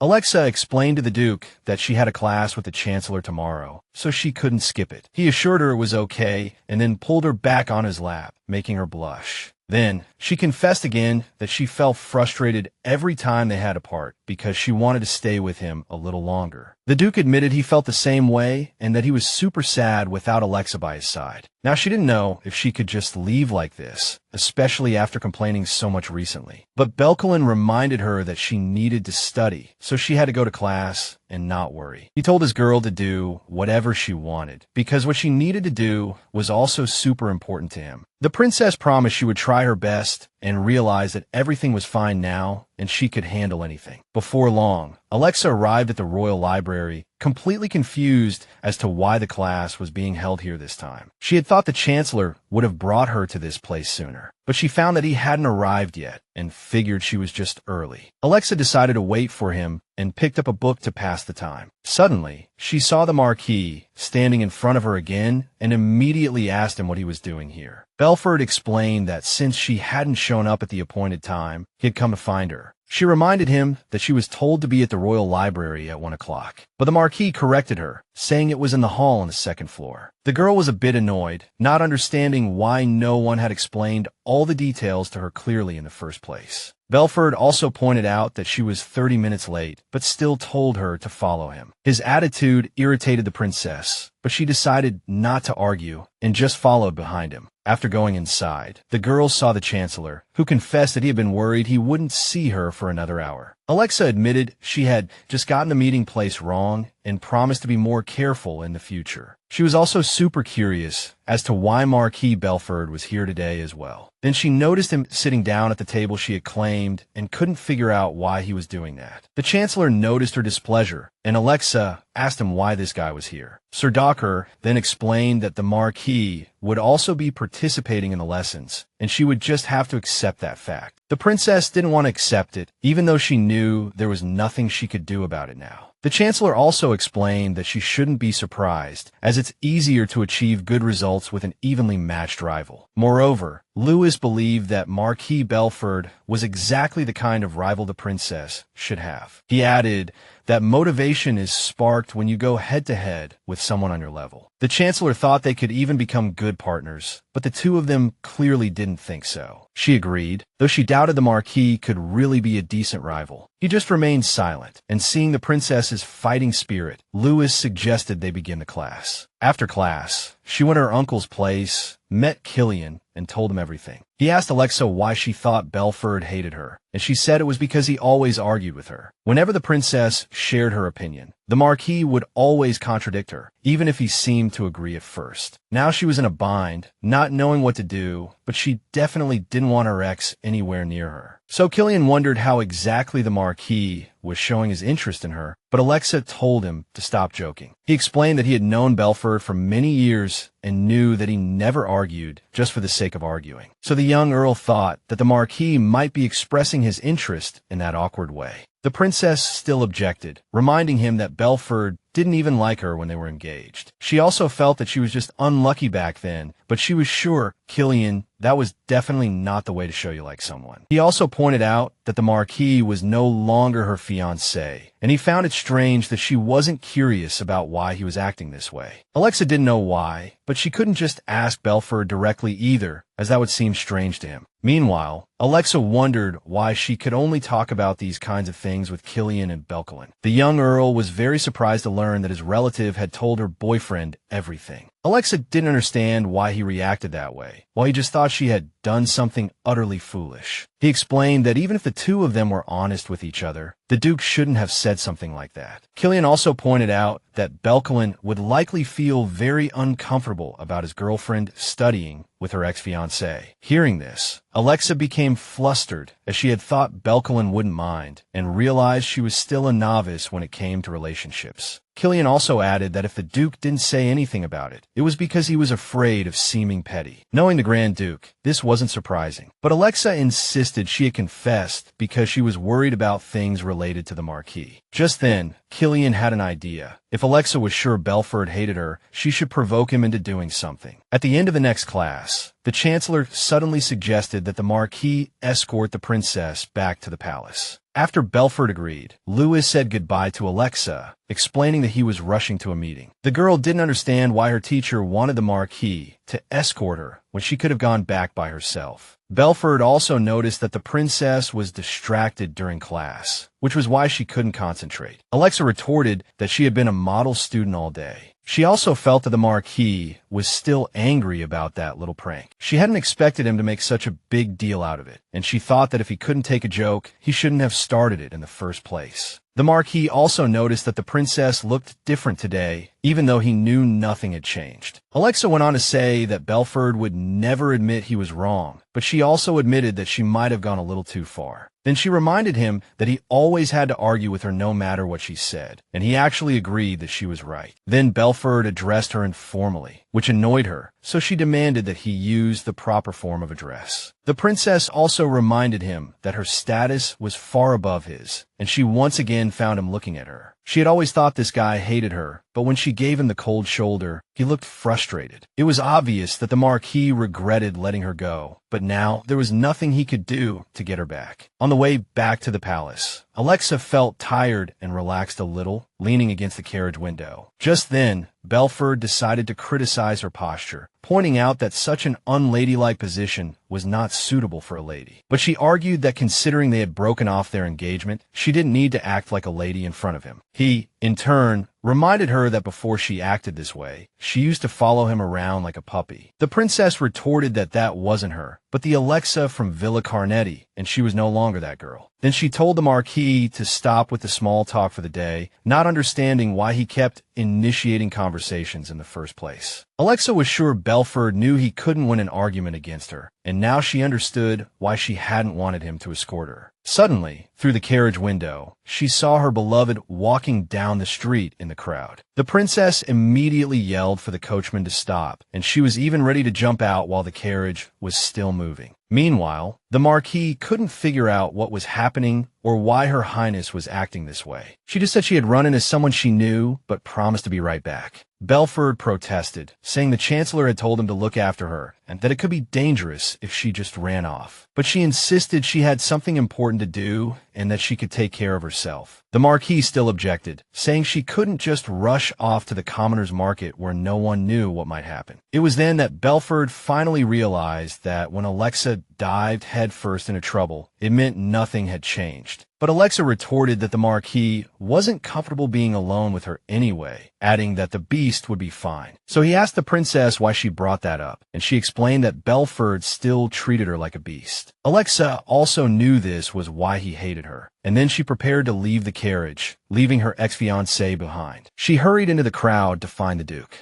She quickly caught up to him and grabbed his hand, and Belkalon looked very surprised to see her. The princess hugged her beloved, explaining that she had seen him from the carriage. He reminded her it wasn't safe to wander around alone, but Alexa hoped that since she was with him now, everything would be fine, especially since she had missed him so much. Belkalon replied, asking the princess not to do that again, and that if she wanted to see him, she just had to say the word. He was worried something would happen to her, and promised to come to her whenever she wanted. The Duke then asked the princess why she was here at this hour, guessing that her class had ended. Alexa confirmed it and decided to tell him what happened today, though she felt he might not believe it. She confessed that the Marquis' constant complaining about everything was annoying her, and she just kept letting him go on. Afterward, he started escorting her back to the palace, and the princess admitted it made her very uncomfortable. Just then, the girl remembered Killian's advice not to go into too much detail and felt she had said too much again. Alexa quickly explained that it was the Chancellor who had asked Belfort to escort her, and she couldn't well refuse. The Duke realized the two of them had been alone together and started to get jealous. She mentioned that she ran out as soon as she saw Belle. Hearing this, Belkalon was relieved and then hugged the princess, praising her for doing a good job. Afterward, they decided to take a walk, and the Duke bought her some dessert, which she found so delicious that she asked him to try a bite. At that moment, Alexa noticed Belkalon staring at her intently, and she immediately told him not to worry, explaining that she would eat it all herself. But then the Duke leaned in and kissed her, which surprised her so much that she even started to blush, and Belkalon said her lips were sweet. Alexa still didn't understand what he was trying to say, and he just repeated that she was sweet to him. It was then that she noticed the Duke had changed, as he had never done anything like this before. Although she liked it, after some time had passed, when she went to the Chancellor's class again, her mind was filled with thoughts of her lover. Lewis thought the princess hadn't slept well, but she snapped out of her thoughts and said she had slept fine. The professor decided to ask her what she was daydreaming about, knowing it certainly wasn't the lesson. Alexa explained that she was just thinking about things, but promised to pull herself together and pay more attention. She couldn't concentrate because of the Duke, thinking back on how he had taken the initiative and how he had been visiting her often recently. She suddenly realized he was jealous, and that Killian had been right. The princess just couldn't figure out why Belkalon could be so sweet even when he was jealous. The Chancellor noticed she was distracted again and warned her to focus. It went on like this for the whole class, and when Lewis once again asked the Marquis to escort the princess, she suddenly decided to refuse. The Chancellor thought Alexa had other plans, and she explained that she was going to the pottery workshop because they were delivering tableware to the palace. Lewis figured it was in preparation for the arrival of the Eterian delegation, so the Marquis should definitely join. The girl was at her wit's end, not knowing how to refuse politely, nor understanding what this old man was up to. The Chancellor said the pottery workshop was near the market and it was dangerous to go alone. So the princess suggested that if he was so worried about her, he could send soldiers to follow. But Lewis insisted that soldiers would only attract attention, so it was better to take the Marquis. The girl realized he was forcing Belfort on her and snapped that she was Alexa's beast and general. Then she questioned him, asking why he thought anyone would dare to threaten her. The Chancellor then relented, admitting that after spending so many hours with her, he had forgotten about that. But he still insisted, saying the princess must take Belfort, as he was responsible for her safety. While he was rambling on, Alexa glanced out the window, hoping the teacher would finally stop trying to persuade her. Then she saw the Duke galloping towards them on his magnificent steed, like a prince from a fairy tale coming to the rescue. The girl instantly felt a sense of relief and decided to run to him at once. The Chancellor asked her for an explanation, but she was already rushing off, saying goodbye and that she'd see him next class. Immediately after, she threw open the door and sprinted towards the Duke, unable to believe he was really here. Meanwhile, Belkalon was already close to the building, and they soon saw each other. Alexa was very happy to see him, but was also curious why he was here, as he hadn't said he was coming. The Duke explained that since she was planning to go to the pottery workshop today, he decided to escort her himself. Now Alexa understood what he meant when he said he would come to her wherever she was. She was ecstatic to see him, and now that he had helped her onto his horse, everything felt wonderful. Afterward, they didn't linger and set off right away, sizing each other up along the way.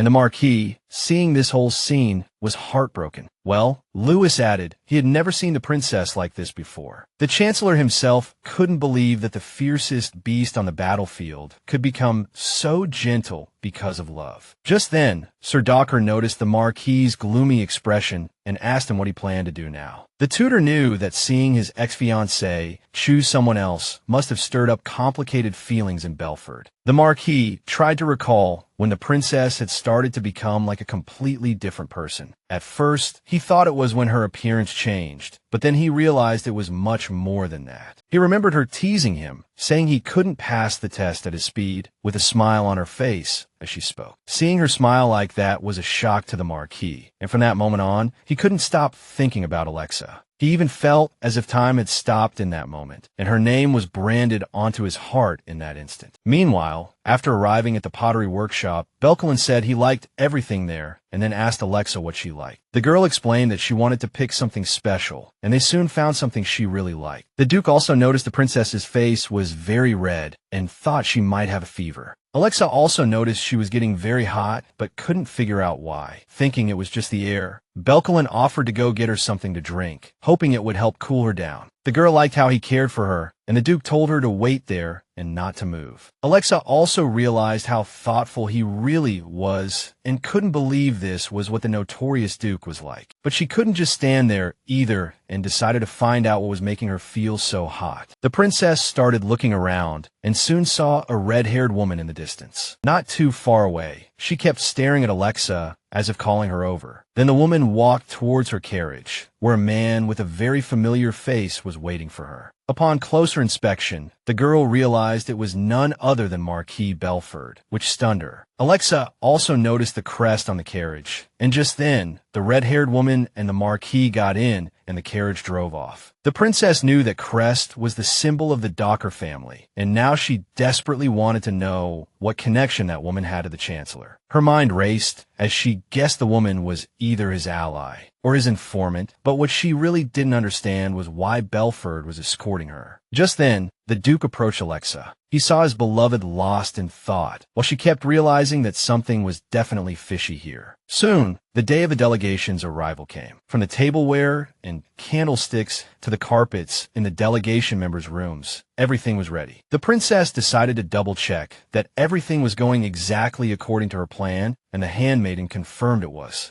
Alexa was glad the preparations were in order, and now she was ready to set her plan in motion. Afterward, she headed to the conference hall, where her name was formally announced, and the guests were stunned when she walked in. They liked the way the girl looked, and only the king decided to complain that she was a little late on the day of the delegation's arrival. Alexa apologized for being late, explaining that she just wanted to make sure everything was perfectly prepared to welcome the guests. She knew that on a normal day, her father would just yell at her, but today he didn't have the time. Besides, there were many guests here today, and the princess even suddenly saw someone she didn't want to see. She was curious about what was going on between Marquis Belfort and her sister, Ariel. Since she had broken off the engagement, Alexa had heard they weren't speaking much. Whatever, that was no longer a problem. She had more important things to do and started searching for the Duke in the crowd. She truly hoped Belkalon was here too, and soon she spotted him among the guests. But for some reason, he was standing right next to Marquis Belfort, and Alexa couldn't understand why. Then their eyes met again, and the princess was overjoyed that her beloved was looking at her. Just then, the king began his speech, starting by thanking everyone for coming today. As Raphael gave his thanks, Alexa felt a pang of worry seeing the Duke standing next to the Marquis. Belkalon looked like he was about to have a fit, but she hoped it was just her imagination. The whole thing felt a bit off, and just then, they announced the delegation's arrival. The Eterians were invited inside, and the princess hoped everything would go smoothly without any unexpected problems. Leading the delegation was a rather short, stout, bearded fellow who strutted like a peacock. The king immediately began his welcoming speech to the distinguished guests, trying his best to show that they were all friends. The bearded man bowed and introduced himself as Earl Sazin, the head of the Eterian delegation. Raphael greeted the Earl and thanked him for coming all this way. Sazin said he was happy to do so and hoped this gesture would help bring their kingdoms closer. The bearded man also explained that their kingdom cared about other countries too, so they couldn't just focus on Felipe. Then he added that relations between the two countries depended directly on how Felipe treated their delegation. It was then that Alexa realized if they didn't listen to them, these guys would tell their emperor everything. She knew that, for a diplomatic team, tarnishing Felipe's reputation like this was a major power play. The king agreed and promised he would remember that their country should strive to be the best. The princess also felt that if her father was speaking like this, he knew these guests had the upper hand. Besides, she knew the Eterian kingdom knew who to send and could tell they didn't take Felipe seriously. Then the girl noticed a thin man with long, dark hair among them, who seemed to cut above the rest. Just then, Earl Sazin decided to introduce this person, explaining that it was Father Gabriel from the Central Temple. Raphael immediately asked what a priest was doing there, and the Earl explained it was to spread the blessings of Demeter. Sazin added that, unfortunately, the kingdom of Felipe was too small to have had contact with divine power before, but their high priest had taken pity and decided to grant this honor. Alexa knew this was because the Eterians had already seized all of Demeter's temples. The princess knew these guys were just trying to use flowery words to convince her they would be good partners. Meanwhile, Raphael realized he owed the high priest a favor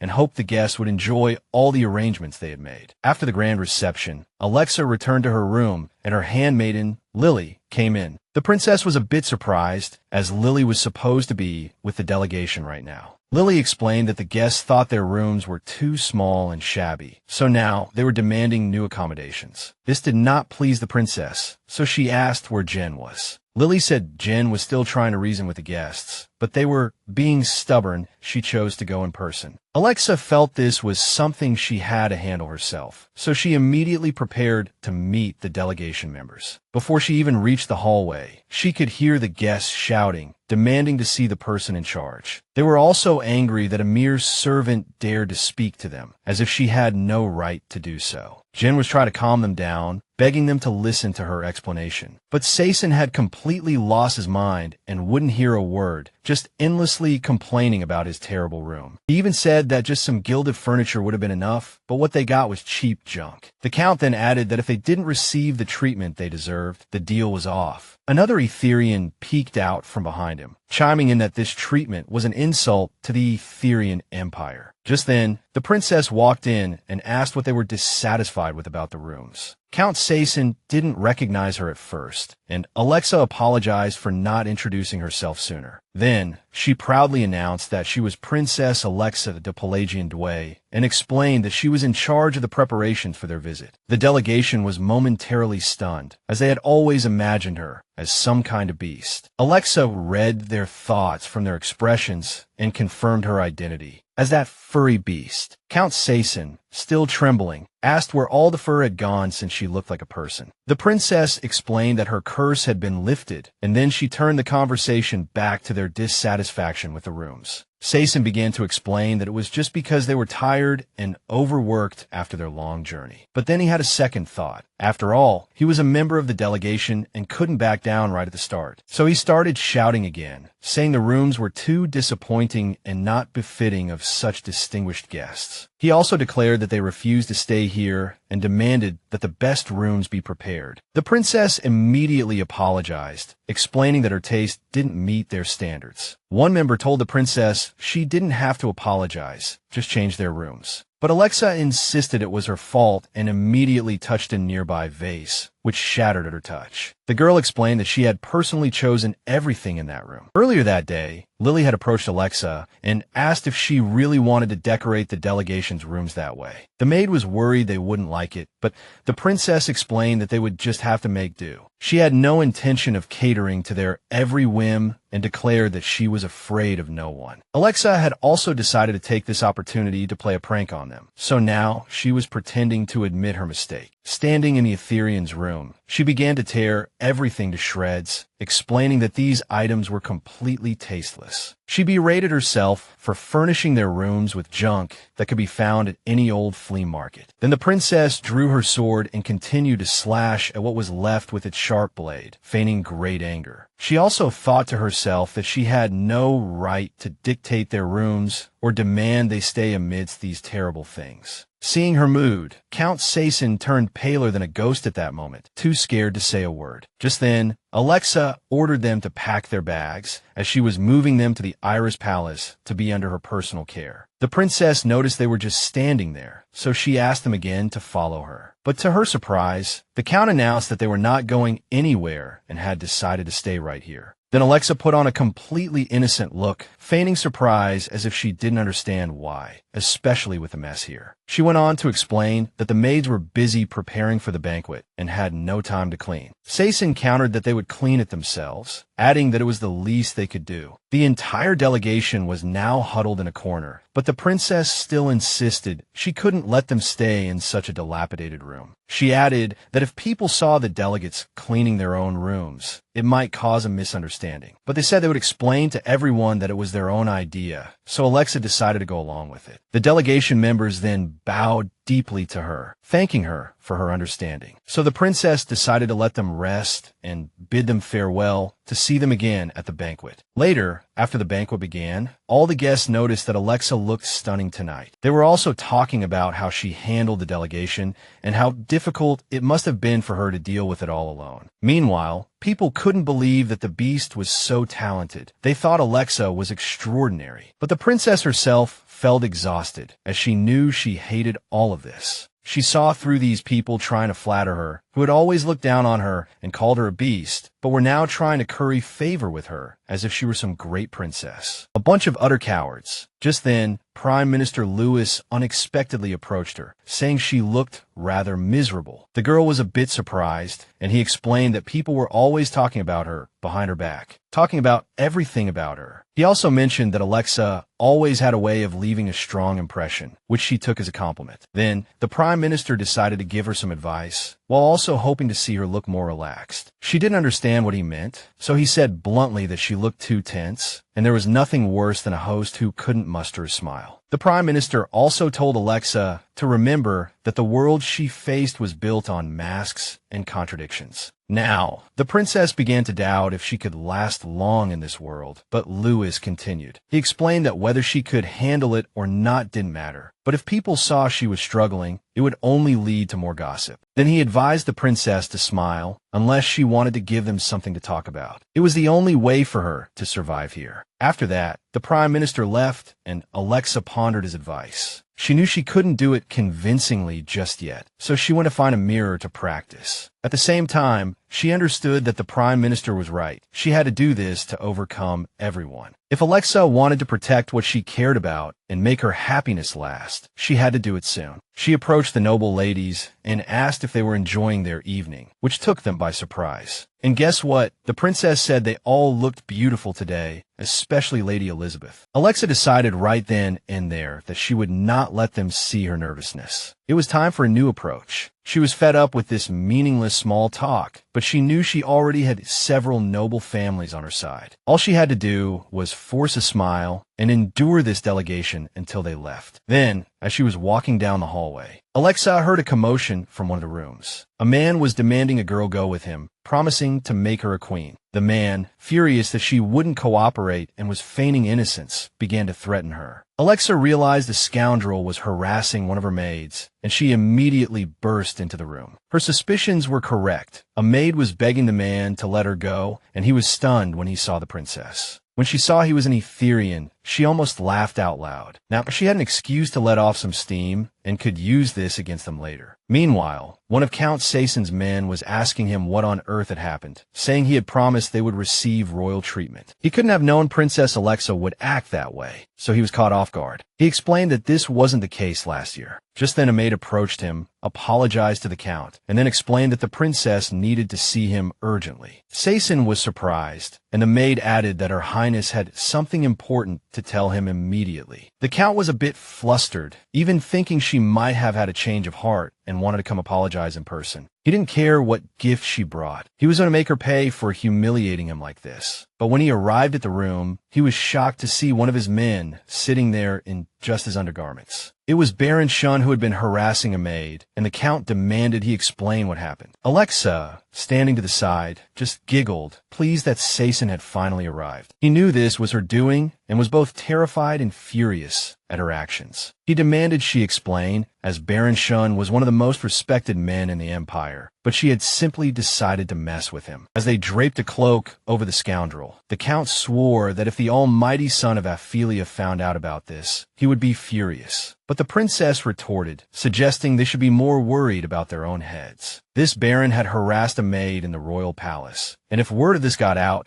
they would be the ones who needed to fear the son of Ophelia. Their emperor was known for executing people he disliked, so you can imagine what he would do to those who brought him shame. Now, if Saison wanted to make this public, the princess was willing to testify. The Count immediately admitted that Baron Shun had messed up but tried to brush it off by claiming he was drunk. Alexa couldn't believe that in their country, being drunk was an acceptable excuse for committing such a crime. The girl, furious, instinctively slammed her fist on a bookshelf, saying she had wanted to resolve this peacefully, but it seemed that was no longer an option. She added that she wasn't as well behaved as the Baron when she was drunk and offered to show them what she was like when she was in a bad mood. Saison knew the Baron's sister was their ruler's favorite concubine, and they had to resolve this before Shun was locked up. Alexa went on to say that if the Etherians didn't cooperate, she would make the matter public. The Count began to apologize for Baron Shun, but that wasn't what she wanted. She took out a piece of paper. It was a written oath stating that the Etherian delegation would commit no further crimes within Philip's borders. Alexa couldn't turn a blind eye to the Baron's actions, so she demanded the Count sign it. If he refused, Baron Shin would be charged with harassment and punished accordingly. The princess reminded them that their job was to maintain peace between their peoples, so they had to cooperate. But if they refused, she was going to lose her temper, and she wouldn't be so polite anymore. The Count, not wanting to escalate the situation, immediately signed the agreement, and the princess announced she would be sending them a bill. Alexa explained that the contract included financial compensation if any of their people misbehaved. After that, she ordered Baron Shun to be thrown out. She wasn't going to be polite to a criminal. Finished with them, the girl prepared to leave and wished them a good time at the banquet. After leaving them, the princess was glad to have one less problem, but she then noticed that the priest was missing. Just then, Duke Belkalon found him and asked why he was here disguised as a priest. The guest's real name was Abraxas, and he now explained to the Duke that he had simply wanted to see him. But Belkalon wasn't about to play games with him and pressed again, asking what he was doing in Philip. He explained that he was performing his duties as a priest and expressed understanding that the Duke might be worried he was after his woman. Bel had no intention of being polite with this demon. He swung his fist angrily to show he was serious. But Abraxas easily blocked his attack, commenting that a demon's love for a human looked pathetic. The Duke reminded him again that if he dared to lay a finger on Alexa, it would be the last thing he ever did. So the demon swore he wasn't here for her, but to give his brother some advice. He explained that Belkalon would soon have to make a choice, as their father had gone to great lengths to save him. Abraxas then told him to enjoy life while he still could and asked him to come back when the time was right. He also reminded him that despite the Duke's mix of filthy human blood, he was still a powerful demon. He himself had inherited pure demon blood, not magic, and soon they would have to work together. But the Duke told him to leave, explaining that he would not cooperate with him. Abraxas, however, understood his hesitation. He promised that if it was because of the woman, he could take care of everything, because that's what brothers were for. Belkalon, enraged, blasted his relative with a ball of energy, and Abraxas was surprised that his brother was trying to kill him. The Duke made it clear he wouldn't stand there and listen to the garbage this demon was peddling, and said this was his final warning. Belkalon turned to leave, and the demon just shouted after him that he would be back anyway. Abraxas also claimed that there was no place in this world for a half-demon. The Duke was no longer listening, and the demon realized the princess was the only way to get to him. So, he began to plot right then, and their plan to use the girl for his demonic purposes. Meanwhile, Alexa was walking down the hallway when she heard Marquis Belfort call her name, explaining that he had come at the behest of his aide. He already knew that the princess had not only accused the delegation of a crime, but had also forced them to sign a contract. The girl confirmed this, explaining she did it because they had severely crossed the line. But the Marquis still didn't understand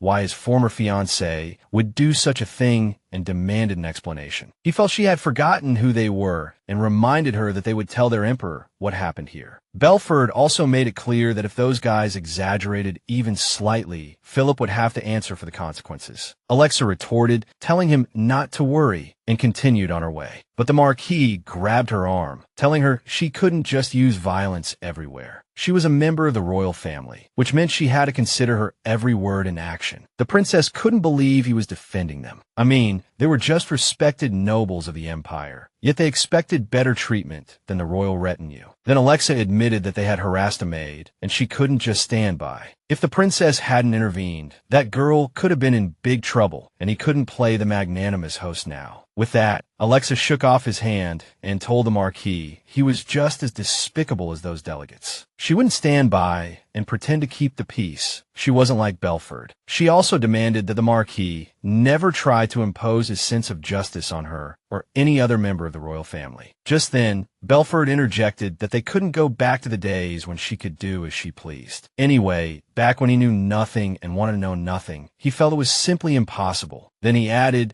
that if the princess wasn't more careful, she would be trapped by her own actions. If Alexa continued to draw unnecessary attention, she would lose her support, her position, and her followers. After that, the Marquis once again pleaded with her to stop putting herself in danger. Alexa realized he was afraid that people like Wilhelm, who coveted the throne, would threaten her. But she didn't understand why Belfort cared so much and decided to ask him directly. The Marquis explained that he couldn't help but still worry about her, but Alexa interpreted it differently. She knew she was ruining his teacher's plans, and that he didn't actually care about her safety at all. The girl just said it was none of his business, but the Marquis kept insisting he was worried, just as the Duke saw them. Alexa also spotted Belkalon behind the Marquis and immediately bid him farewell. The princess then rushed into her lover's arms, while Belfort just glared at the happy couple. Their eyes met for a second, and the Duke silently warned him to stay away from Alexa. Meanwhile, she was asking the Duke where he had disappeared to, saying she was worried when she noticed he wasn't at the banquet. Belkalon explained that he had some things to take care of, and the princess suggested they go somewhere else to talk. Marquis Belfort was frozen in place with anger, knowing there was nothing he could do about it. All he could do now was watch the couple leave, seeing how tenderly the Duke held the princess. For a moment, Belkalon glanced back at the Marquis, as if giving him another warning. After they reached a small gazebo, the Duke asked Alexa what she and Belfort were talking about. She said it was nothing important, just that she had done something interesting today, and the Marquis was curious. Alexa began to say that the delegation had caused a scene and she had put them in their place, and then the Marquis had complained about it. Belkalon realized he had missed a lot, and the girl admitted she hadn't been thinking about political relations at the time. That's why Marquis Belfort came to scold her for being reckless. But you know, she couldn't turn a blind eye to injustice. Besides, she was curious why the Duke was asking about it. He didn't explain much, just said he was curious, and pulled Alexa a little closer. The Duke was also annoyed that the princess had been meeting with that Marquis so often lately. She immediately retorted that it wasn't true, they were just in the same class, and it wasn't her fault. She knew Belkalon still didn't like it, but she spent much more time with him. The Duke didn't know how to defend himself, and just said he was worried about her, and that's why he was acting this way. She was deeply moved by those words, and began to understand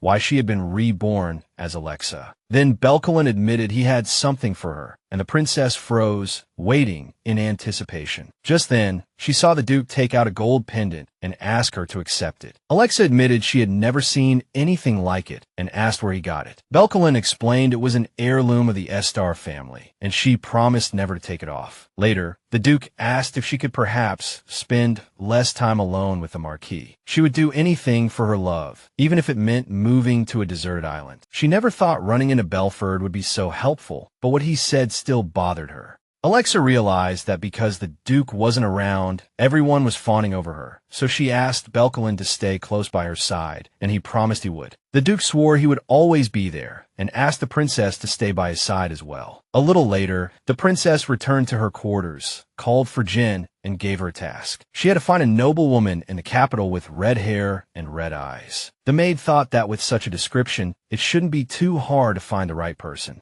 Alexa explained that if the woman wasn't a noble, she was at least close to their inner circle. The person the princess was really looking for was the woman she had bumped into at the pottery shop. If Belfort was escorting her, it meant she was someone special to Sir Dwancorn. Alexa didn't know their relationship yet, but once she did, she could use it to her advantage. This way, the princess could also gain the upper hand in their little power struggle. Then she asked Jin how Ariel was doing, as she hadn't heard any news about her sister. The maid said she was supposedly sick since the banquet, as she had looked pale even at the party. The princess remembered that Ariel had run off from the banquet without even saying goodbye, which was completely out of character for her. Jin also added that she hadn't left her room since that day, and the other maids knew nothing about it. Alexa felt she should send something as a gift, like food, just to keep up appearances. Her sister had always brought her tea and cookies, so she needed to think of something similar. Then Jin remembered that they used to make a dessert at Lisle Castle without flowers, because Ariel hated even the smell of them. Alexa found this strange, as she had always treated her to all sorts of desserts, even though she herself couldn't stand the smell of flowers. Now she wondered if she had been wrong, but decided to leave the worrying to Jin. The princess wondered why her sister would do something like that for her, and despite everything, she now wanted to know the truth. At the same time, she had neither the time nor the confidence to unravel this tangled mystery. Just then, she heard her maid calling her, repeating that she needed to send something to Lisle Palace. She also noticed her mistress was tired and suggested she get some rest, as she had been working since morning. Alexa reassured her not to worry too much, explaining that she just needed to take a walk outside for some fresh air. As the princess was heading to the garden, Father Gabriel, the priest from Aphelion, caught up with her, saying it was a pleasure to meet her. She hadn't expected to see him at all, and he apologized for not having had the chance to introduce himself properly before. Out of politeness, Alexa said she was also pleased to meet him, though she felt he was just there to see the garden. He confirmed this, adding that it was his favorite place in the castle and that it really helped one to relax. Then the priest compared the garden to the princess. She couldn't figure out why he had suddenly become so radiant. She just explained that she hadn't even tended to the garden, so it was more likely the work of a clergyman like him. He asked her to call him Gabriel, explaining that he was just a servant of the goddess and didn't need those fancy titles. Alexa disagreed, saying that he had personally received the goddess's love, so he shouldn't downplay his own achievements. Gabriel countered that he wasn't the only one to receive divine love, referring to Her Highness the Princess's current magic. Even if it wasn't divine power, it was considered a small gift from the goddess herself. Alexa had always thought her ability was just for seducing men, but now she was starting to realize that something was very wrong with this priest. She decided to slip away, apologizing and explaining that she had other things to do and had to leave first. Gabriel thought it was his fault, but she explained again that she had just come out for some fresh air. Since they were parting, the priest asked if he could give her a final blessing. Alexa didn't object, and Gabriel placed his hand on her forehead, praying for the goddess Demeter to bless her. He also recited the princess's full name, and she felt a strange sensation, then turned to him. Gabriel quickly reassured her, saying that the goddess Demeter's blessing would now be with her forever, and Alexa thanked him. But she was trying to figure out what that feeling was. It wasn't the divine energy from his hand at all. Then, the priest also said his goodbyes, and she continued on her way. Gabriel just watched her leave, still unable to accept that his brother would do this to him for a single person. Just then, his hand was covered in blood, and he knew it was Belkalon's doing. Abrakas couldn't believe the Duke would interfere with his hunt, which infuriated him. He was about to take all her power, but then realized Belkalon had other plans. Now, the demon was actually surprised at how obsessed his brother was with this girl. The fake priest decided it was time to speed up his hunt and use a more effective method. If he was really the key to resurrecting the demon, Abrakas wasn't going to let him just disappear. A while later, the Duke was preparing for the hunt, and the princess was with him, so he began to check her arrows. She thought it was unnecessary, saying the servants had already checked everything. Belkalon was still worried because she was the one who would be using them during the hunt. The girl realized the Duke was much more thoughtful than she had imagined and ended up complimenting him. Alexa wondered why the envoys suddenly wanted to go hunting, and she tried to figure out the reason. She knew that after the last monster invasion, the forest wasn't the safest place to hunt, so there must be another reason. Just as she was thinking, the delegates arrived at the meeting point. They apologized for being late, explaining that they were accidentally delayed, and asked for her understanding. The princess didn't argue and suggested they set off before dark. This time, 8 nobles from Felipe would be participating in the hunt, including Marquis Belfort. She was glad that Belkalon was nearby, but she still couldn't shake her worries because the Marquis was present. A soldier announced that there was a royal market on the way to the hunting grounds where they could stop for a while. Those in the carriages took their places, and they set off, letting the riders go first. The princess was also on horseback, and suddenly noticed the Duke was not by her side, even though he had been there just a moment ago. Just then, Count Sason approached her and asked who she was looking for, as he had noticed her looking around. Alexa told him everything was fine and he didn't need to worry, but she kept looking around. She finally spotted him at the back, but wondered how on earth he had fallen so far behind. The princess didn't hesitate and called him over, asking him to join her at the nearby hunting grounds. He thanked her for the invitation, but said she really shouldn't do that, yet the girl insisted. The Duke still insisted on declining, though he was very grateful for the offer. The girl decided to give up, but felt that Belkalon cared too much about what others thought. Alexa knew they couldn't be too close in public, so she understood why he was so stressed. Plus, being a half-breed, the Duke thought he was dragging the princess down. Just then, the Marquis rode up to her and asked her to give him the order to deal with Count Sason personally. Alexa wondered why he thought she should be the one to give such orders. Belfort said it was what his mentor had told him, that he should offer her any support she needed. The princess couldn't believe this was an order from Sir Dwayne Corn, and the Marquis added that the envoys didn't know much about her. So Alexa needed to show the members of the delegation how many people in Felipe were on her side. The hunt always began with beasts that wandered alone.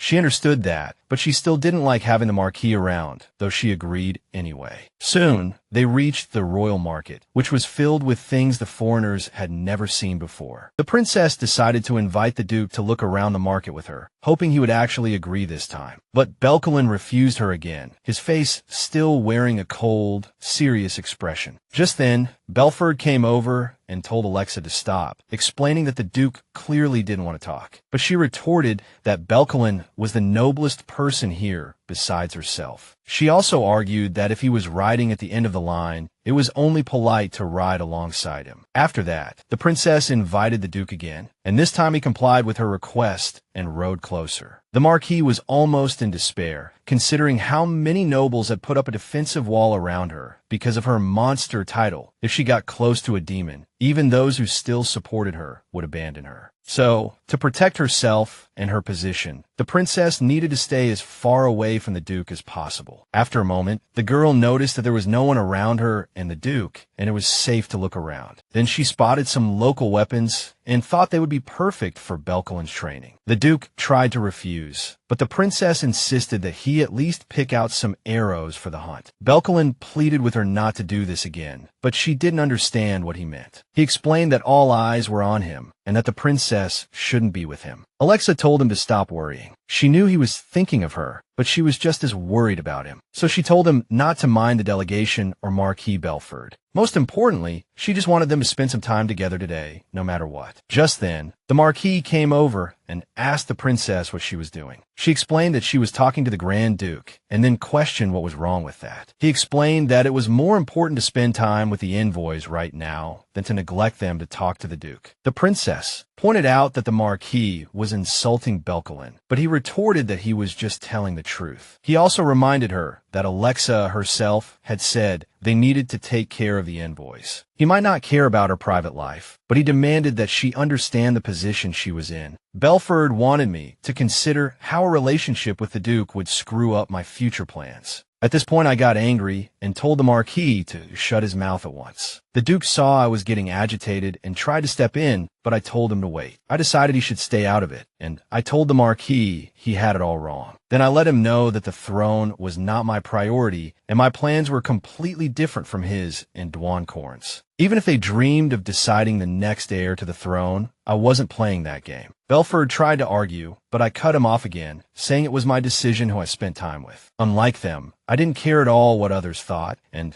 I told him not to blindly follow someone else's opinion. After that, I grabbed my man's hand and told him to follow me, ignoring everyone else. The Marquis immediately realized that my words were so sincere, they shattered his reality in an instant. This left Belfort feeling ashamed, and now all he could do was watch them go, with a heart full of jealousy. A while later, the entire party arrived at the hunting grounds, and a soldier began announcing the rules to the guests. Then he suggested we break into groups to start the hunt and relax a bit. Alexia was thinking of choosing Belkalon, not because he couldn't handle himself, but because of what the Marquis had said. Just then, Count Sassoon casually walked up to her and suggested that they might get lost in an unfamiliar place, so he asked if he and Philip could tag along, just to make sure nothing happened to them. The girl was annoyed that this might interrupt her alone time with Belkalon, but she decided to accept the offer. Count Sassoon called his man over, explaining that they would be escorting the princess. The man understood and, without another word, immediately spurred his horse into a gallop, leaving Sassoon and the princess staring at each other, clueless. The Count himself was completely startled and started shouting Philip's name, hoping he would come back at once. At the same time, he started asking the princess for help, but she just sat on her horse with a blank expression. Sassoon blamed the horse, starting to question why they gave Philip such an inferior steed. The Count then began to plead with them to go find his man, saying it would be terrible if he got hurt in a foreign land. The princess then put on a sympathetic look, told him to wait there, and promised she would go find him. After that, she rode off after Philip and soon found him sitting on the grass. The man was sitting there, clutching his hand, complaining about how much it hurt, and then he saw the princess riding over. She asked him what happened, and Philip explained that his wrist really hurt, but he was fine otherwise. Then, the girl asked him if she should be addressing him as Your Highness. Just as Alexa had left, Sassoon thought it wasn't a good time for the prince to be alone with her. As the Duke approached him, the Count started muttering about how upset he was that this had happened and hoped they would be safe. Belkalon suspected this guest hadn't exactly been unprepared for something like this to happen, but the man swore he wasn't. Still, the Duke felt that the Count and this Philip fellow were behind the whole scheme. He then gathered a mass of demonic energy, which immediately wrapped around Sassoon's neck, causing him great pain. The Duke went on to say that lies never end well, and that this was his final warning. After that, he removed the demonic collar and told him not to get near the princess again. The fat delegate cleared his throat,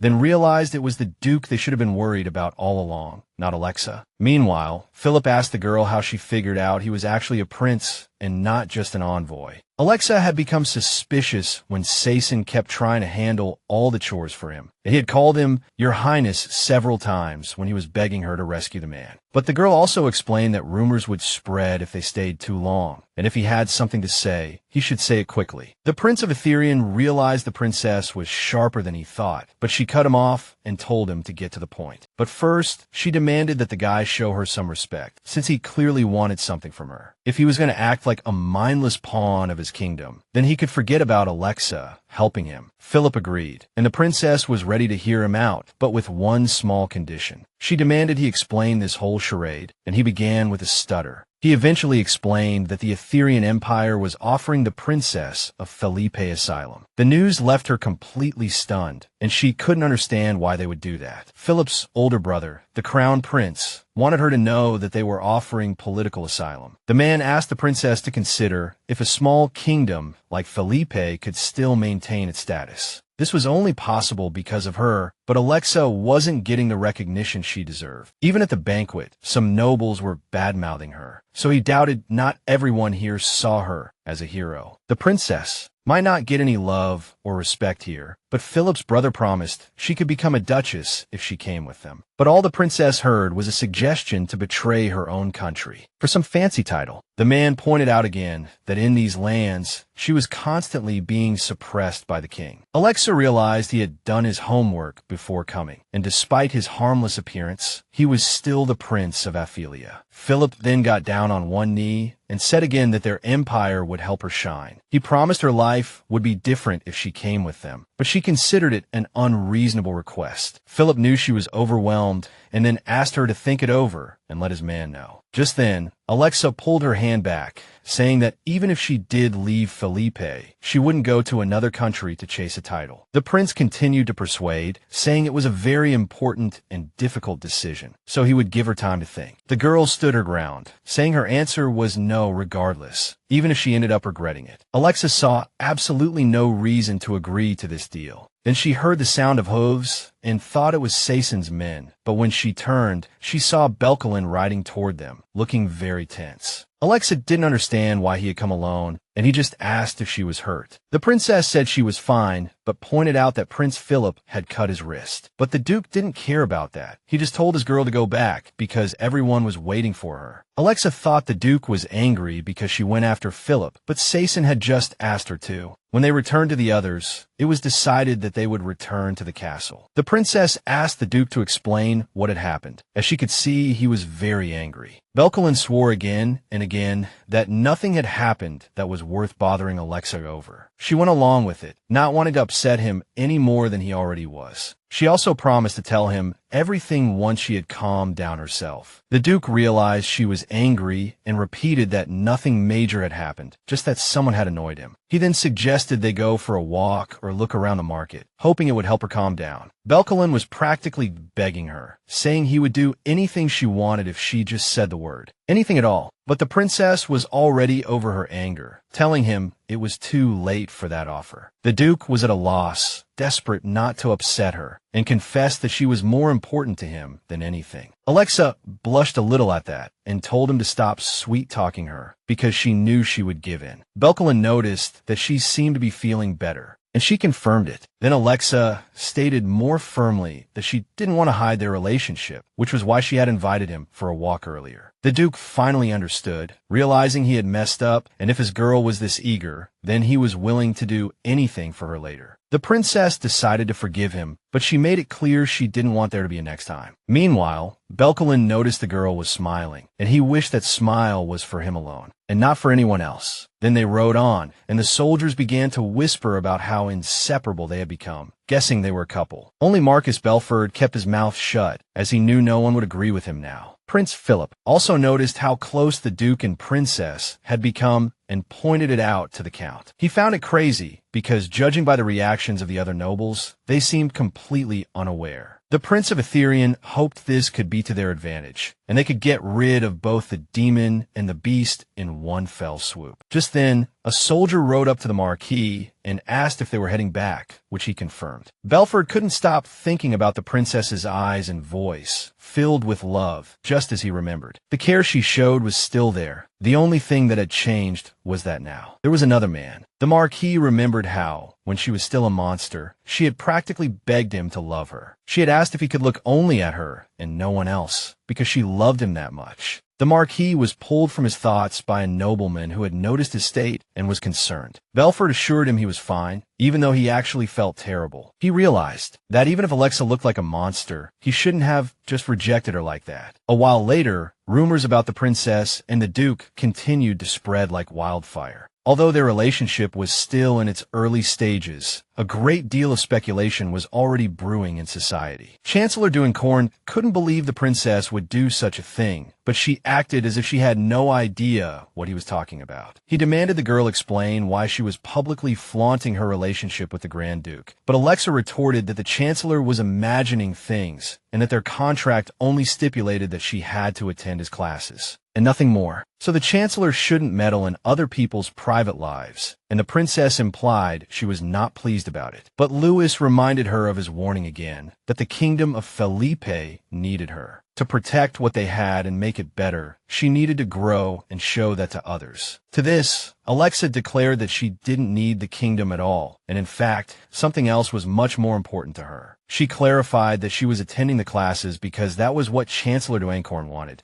so he should stop being so greedy and giving her extra advice on her relationships. The Chancellor himself understood that the Grand Duke's power and position could greatly help the princess, but at the same time, rumors about their relationship could easily work against them in this situation. So Louis felt that if the princess didn't care about her kingdom, he would have to take matters into his own hands. He called for his servant, Horian, and ordered him to bring the red-haired girl to him. The princess decided to head back, but ran into Marquis Belfort again in the castle corridors. She never expected to see him here and try to figure out what he could possibly want in a place like this. The Marquis greeted her, but she decided to just ignore him and walk past. But then he spoke to her again, and she turned around with a questioning look. She also told him to just say what he had to say, as she wasn't going to listen to any more of his nonsense. Then Belfort decided to ask the question that had been bothering him. If he had acted differently back then, could something have happened between them? The Alexa of now thought there was no point in bringing up those failed feelings, as it was all over. Besides, that Alexa was gone, and the Marquis back then wasn't exactly a great person who could accept her for who she was. But if he had acted differently, perhaps the former princess's life would have been completely different. Still, she just stated that their relationship would have certainly been different. And besides, she didn't understand why he was bringing up the past, saying it wouldn't change anything now anyway. The princess felt that answer was enough and started to leave, making the Marquis feel even worse. He remembered how Alexa had sweetly called the Duke's name, her eyes full of love. Then Belfort also recalled how she had called out to him just as gently when she was a monster. If only the Marquis could go back to that time when she spoke to him so tenderly, they could have been together. A few days later, the princess went to visit the Duke, and Sullivan immediately reported that they had prepared all sorts of delicious snacks for her. He told her to enjoy them whenever she felt like it, and Alexa thanked him sincerely. Just then, Belkalon came out to greet her, and she decided to go with him right away and try everything. The Duke also mentioned that this was the first time they had met since that hunting trip with the envoys. She explained that she had been busy dealing with a lot of things. After that day, Belkalon asked what kind of things, and Alexa explained that many people were prying into their relationship. The princess was at Lady Isabel's tea party yesterday, and everyone there was buzzing about them being a couple. Alexa felt sad that so many people didn't understand the Duke, thinking of him as some cold, heartless demon. She couldn't figure out why they treated such a gentle person that way, and decided she would definitely clear up those rumors about him. Belkalon was a bit flustered, but still thanked the princess for being so considerate and proactive. She explained that she actually kind of enjoyed being the center of attention, but it would be more fun with the Duke by her side. Then she took a sip of her tea. She noticed it was a new black tea blend that she was very fond of, and just then, Belkalon handed her an envelope, saying that this was the entire reason he had invited her over today. The girl was somewhat surprised, and the Duke explained that it was a marriage vow, which startled her even more. Bel also explained that this way, the vassals would support her, and that was his original intention for drafting the document. He knew he was viewed with much suspicion in the capital, but the people near the border were not so wary. The princess didn't understand why these people would support her, and then she noticed that the supporters included not only the border vassals, but also the Dukes of Astera. Belkalon also made it clear that he would not let Alexa lose her position because of him, but she retorted that creating such a document would only provoke the king, thereby rejecting the Duke. He just told her not to worry and to thank him instead. That would be enough for him. The princess still didn't understand why he would go to such lengths, although she knew things would be much easier if the Astra family was on her side. But on the other hand, her missteps could put Belkalon in danger, and she couldn't let that happen. The Duke kept telling the princess not to worry and assured her that everything would be all right. Regardless, just then, she began to suspect that Bel was worried about the same thing she was, that he was trying to stop her from leaving. Alexa realized that he was now like a small child wanting to keep her, and finally understood how much he loved her. Aside from that, with the discovery of Aphilia, there was a slight shift in Prince Felipe's plans. The imperial delegation kept demanding an audience at the Iris Palace, claiming they wanted to discuss matters of state. As they were running out of excuses, the princess feigned illness again that morning. She had actually gone to Count Ergen's house, pretending to visit a relative there. She decided to play chess with Killian and checkmated him, and he knew that today was really not his lucky day. She just smiled and reminded him that he would have to wait another 100 years to beat her. The young count still didn't want to give up and pleaded for another game, hoping for better luck this time. Alexa didn't argue for long, and just as they were about to start, Count Ergen walked in. He looked at his niece and noticed again how much she now resembled her mother, Camilla. The count even felt that his desire to heal his trauma was too greedy. Now he just wanted to forget about revenge. He now just wanted to enjoy the smiles of the princess and his son, which he was sure would fix everything. Killian noticed his father's pensive state and felt something was off, but the count just said he was lost in thought. Then, the count reminded Alexa that they had been discussing the business of magical beast hides. He explained that many knights were very interested in the idea and that no one suspected the origin of the hides. Alexa was happy that everyone liked it, but asked him to keep her involvement in the matter a secret for as long as possible. Because if the people in the royal palace found out, the king might want to get his hands on the management of the business. The count understood her, but also saw that her desire for absolute control was quite terrifying. Ergen explained that, as Alexa had requested, he had converted her share into gold bars and hidden them in Camilla's mansion. He then suggested that since the princess was already here, she should go and see it. Killian supported his father, asking her to go see it for herself, saying it would be better for both her and them. The princess remembered that the former head of the Ergen family had specifically left this mansion to Camilla. Now, she finally had the chance to truly be here, and it felt surreal. After arriving with her relatives, she found the place to be much nicer than she had anticipated. Killian explained that a whole pile of things had been left here and asked Alexa if she liked it. She was completely stunned, as she hadn't expected there to be so much, and Killian explained that it was all her inheritance. The princess was shocked again, still unable to believe her mother had left all this for her. After coming to her senses, she decided to look around and began checking room by room. In one of the rooms, Alexa saw a children's locket with a picture among the gold coins and realized it was something from Felipe's castle. Killian tried to argue it was no big deal, but the princess wasn't buying it. She became emotional, but knew she had to calm down, especially around her young cousin. Just then, he suggested Alexa head back, reminding her of her date with her boyfriend. She kept her cool, thanked him for his concern, and explained that she didn't have any dates scheduled for today. She also explained that Belkalon was inspecting the border in the capital, so he would be away for 3 days. Killian doubted it would take the Duke 3 days to reach the border, thinking he was just lying to Alexa. But the princess believed that if he was lying, it was only because he loved her so much and asked the young count to understand. He decided he should learn her positive way of thinking, while she offered to tell him the love story between her and the Duke. The next morning, the princess heard her maid, Lily, waking her up, saying she had a gift. Lily told her it was a chessboard game and some books that were extremely hard to find in Felipe.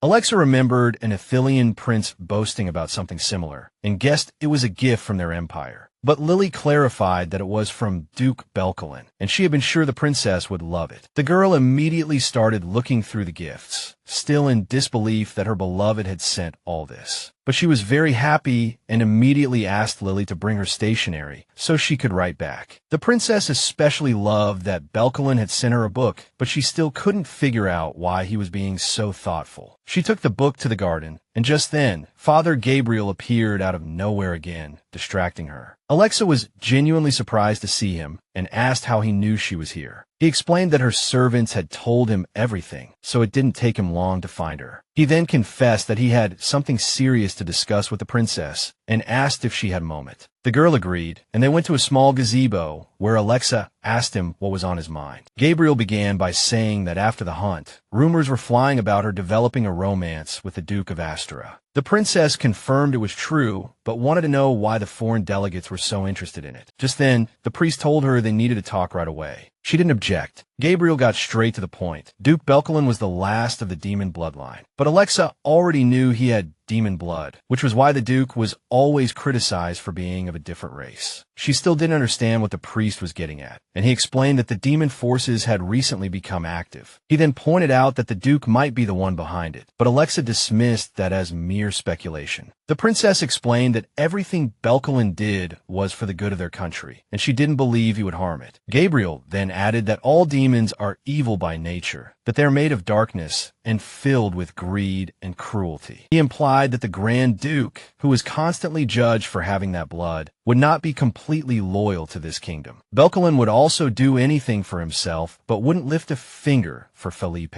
Then, the priest decided to confess something that frightened him even more, what Belkalon might do in the future. The Duke believed he was only half demon, but he was actually a pureblood, and who knew what would happen when he found out the truth. The princess still didn't understand why her boyfriend's background bothered the priest so much. He explained that even the power of a half-blood was enough to destroy everything in its path. But the power of a pure-blood demon in a human body could have some extremely bad consequences. Hearing this, Alexa thought that she was also dangerous, as they called her the Beast of Death on the battlefield. Gabriel said that she was indeed powerful, but he sensed something like a divine power from her, the same kind he possessed. The priest noticed she didn't believe him, so he decided to show her and asked for her hand. Alexa hesitated for a moment before extending her hand, and the moment their palms touched, a red mist emerged. The girl was terrified and snatched her hand back, thinking her magic had messed up. The priest corrected her, saying it was a clash between her magic and his divine power. He also mentioned that her magic was wrapped around her like a shield. He then asked her where she got the necklace. The princess clutched the pendant, admitting the Duke had given it to her and that it meant the world to her. After that, Gabriel confessed that the necklace's energy was actually causing him great pain. He then asked her to think about why the Duke would give her a necklace that even divine power couldn't touch. The priest said the truth was hard to accept,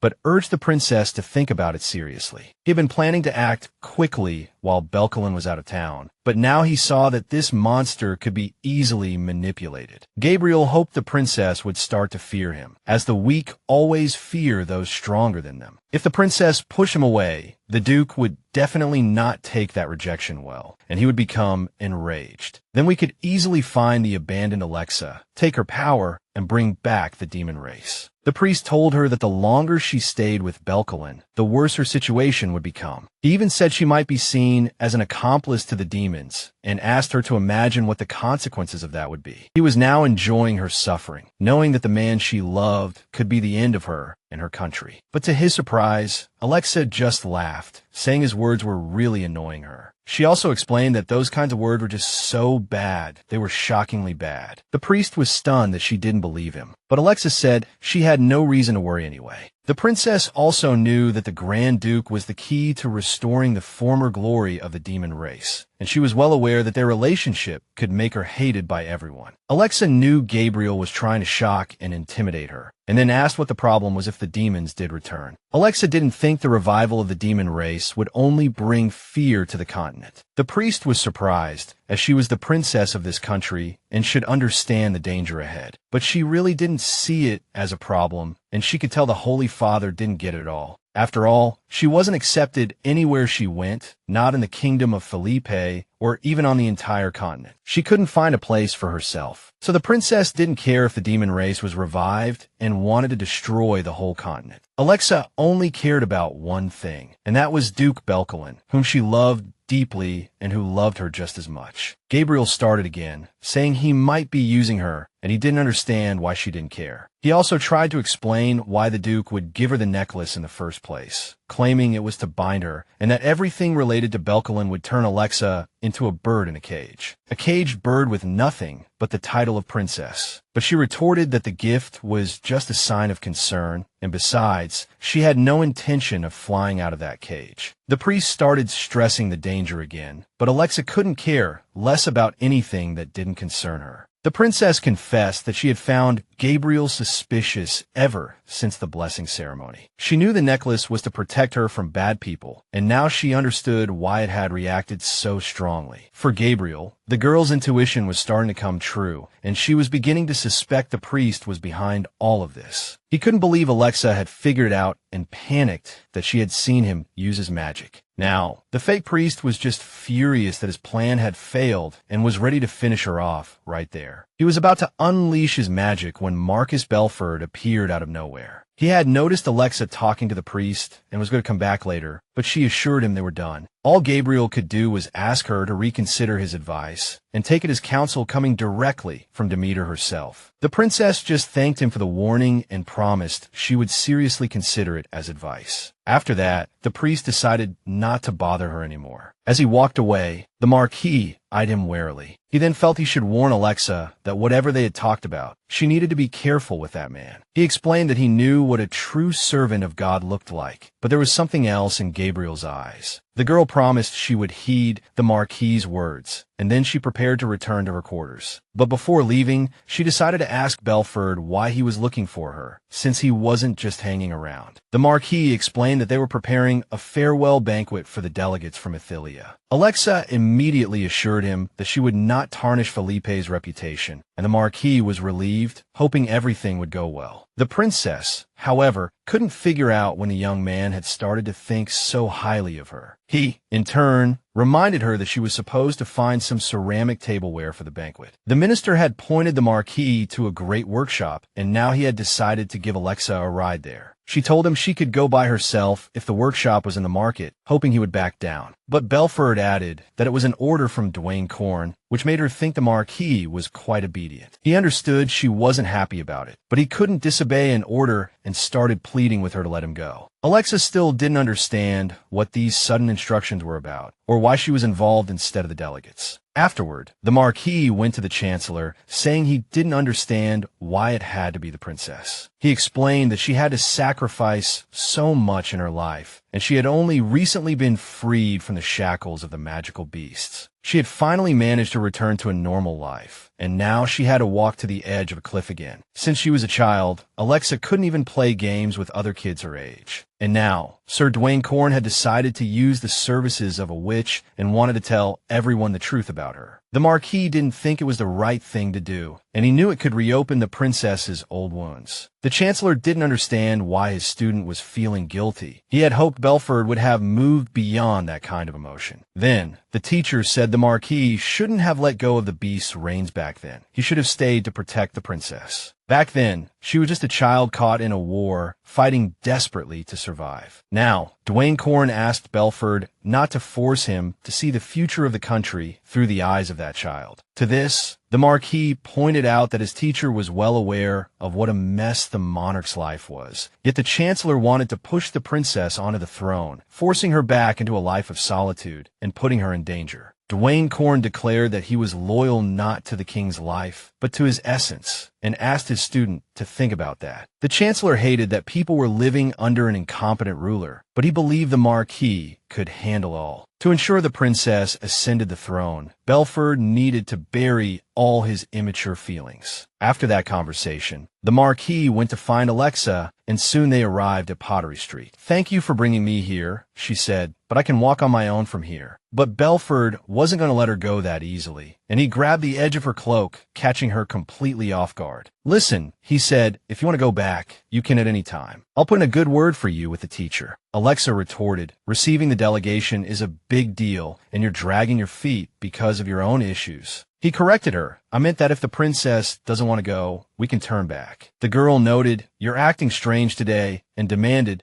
"Just say what's on your mind and tell me everything." Belfort then let go of her cloak and apologized. "I overstepped. Just pretend I never asked." Alexa was in no mood to argue and just said, "Go if you want to, if that's all you've got." She then walked into the pottery shop to pick out items for the Athelian guests. The owner greeted her with a smile, asking, "Are you looking for anything in particular?" The princess said she wanted to look around first, so the owner told her to call him when she had chosen something. She stopped in front of a uniquely designed dinnerware set, somewhat like the kind of thing sold on Pottery Street. Then she moved on, and as she looked at the next set, she had a strange feeling as if she had seen these dishes many times before. The owner then popped up, explaining that while the set looked like something made in Chino, it was much better. Hearing this, Alexa thought it was a knockoff, but the man swore it wasn't and was sad that she would say so. This type of porcelain was originally a masterpiece handcrafted by a master potter here in Felipe. But those treacherous people from the Chino Empire stole the design and made it look like their own invention. He also added that it took them a long time to find the original artisan who created the first piece of violet pottery. Then they had a hard time signing a contract with him. Now, the owner offered to show the princess some other pieces. She was hesitant, as the delegates might not be too happy if she presented these imitations at the banquet. Just then, she heard a voice from behind her, and the woman assumed Alexa was interested in the set. It was the red-haired woman, who swore the ceramics were authentic and was surprised that anyone would think they were fake. Alexa remembered seeing her before, and the red-haired woman was surprised the princess recognized her so quickly. The girl then asked what she was doing here, feeling she had something to say. At that moment, Alexa recalled everything she had heard about this woman and guessed this was the witch the Chancellor had mentioned. The red-haired woman confirmed it and then, without warning, started criticizing the princess's outfit, implying she had bad taste. Then she noticed the necklace and reached for it, but Alexa warned her it could be dangerous. But the woman wasn't afraid and explained that the piece of jewelry would only harm those who wished to harm the princess. It had no effect on the red-haired woman at all, and it held quite powerful magic, making it a very precious gift. It also meant that the person who gave you that pendant cared for you very, very much. Alexa was still unconvinced and questioned who she was and how she knew all this. At that point, the woman introduced herself as Moira, but it had been a long time since anyone had called her that, and hardly anyone remembered her anyway. Alexa then invited her new acquaintance back to Camilla's mansion, hoping they could talk and she could get some answers. Moira noticed the hostess was more nervous than the guest, and guessed the Chancellor had only told her the general situation. So she decided to start talking about the possession, but Alexa just said, "Whatever, just get on with it." Moira appreciated the princess's nerve and guessed she wanted to know how exactly she got here, and perhaps if she could return to her original world if she knew the reason. But the princess denied this. This took the witch by surprise, and she wondered why Alexa didn't want to go back, especially when everything was so unfamiliar here. She could guess the reason, but the girl only said she was only concerned with the mystery of the possession and bluntly told her guest not to meddle in her personal affairs. Seeing Alexa in complete command of this body, Moira felt she had gotten used to being a princess. She then pointed out that the reason the girl wanted to stay was because of the man who gave her the necklace. If Alexa didn't want to go back now, she could rest assured because she couldn't go back even if she wanted to.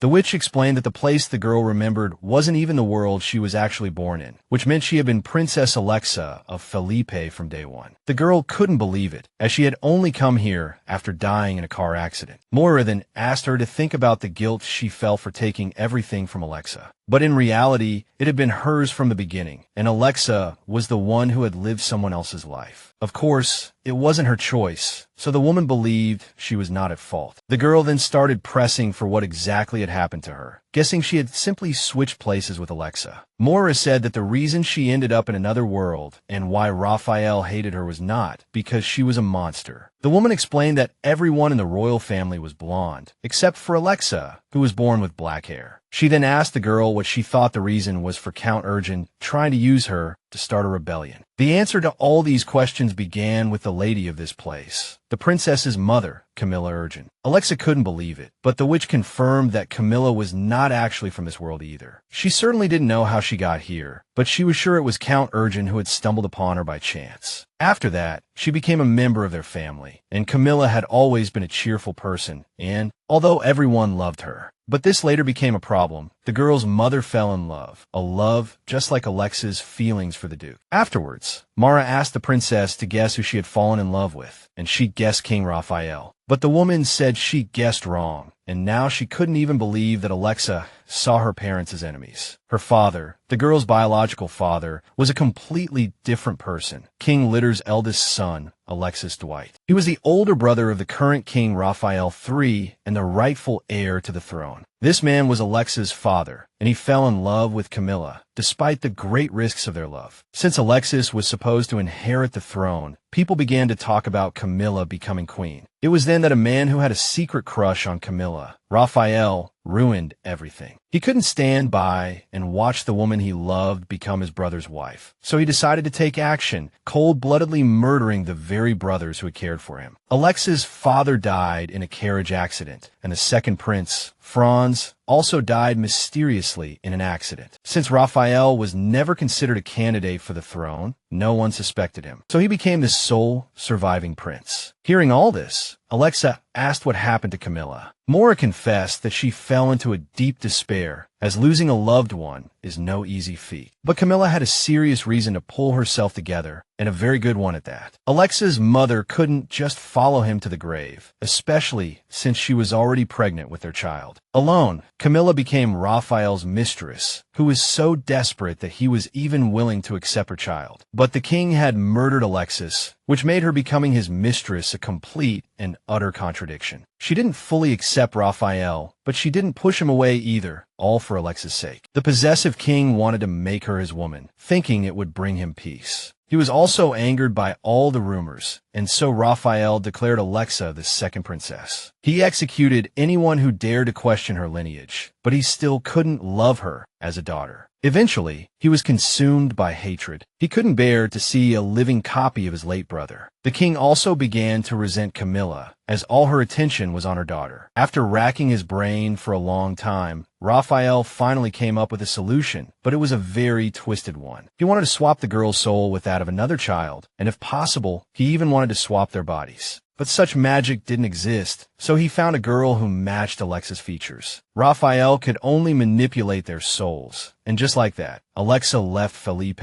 Then, he erased all traces of his brother. It was only after that Camilla committed suicide. Having lost her guardian, the girl became easy prey for the nobles, and it was Ariel who sent her to Canetti. The mistresses who had followed Camilla and Raphael, who was burning with rage from losing his love, together turned on her. In that moment, Ariel decided it was the only way to protect her sister. She knew that a girl who had suddenly lost her mother and been kicked out of the palace could not have a good life. And since Ariel couldn't be with her every day, the little girl was very lonely. At times, people couldn't sleep at night because of the child's crying. When Mora first met her, she was very depressed, so the witch decided to ask her what she wanted most in the world. Captivated by the story, Alex asked what the little girl answered. The woman admitted that the child craved power, because then no one could ignore her or treat her like she was nothing. The girl only wanted great power, and the curse that turned her into a monster became her own choice. But no matter how small the magic, the gods are still merciful, and this was not just a simple curse. The power she wanted could only come in the right form, and she could only return to normal after going through the entire process. Alex thought to herself that the girl at the time didn't take the witch's words seriously and just demanded power for herself. Then the princess even started to get angry because the child was only 7 years old, and the witch knew she couldn't handle it. Mora kept saying it wasn't just a curse, that blessings and curses always go hand in hand. But the final choice lay with the person herself, and the woman could also explain why Alexa no longer turned into a monster. This powerful curse was also a blessing, with a gift hidden beneath the ugly shell. If that girl had tried to break the curse like Alexa did, she could have escaped her beastly form. All she needed was the courage to stand tall and face herself. The ability to see the essence beneath an ugly exterior. That is the power of loving oneself. But the little girl didn't have that power, so she gave up on her life. According to the magic clock,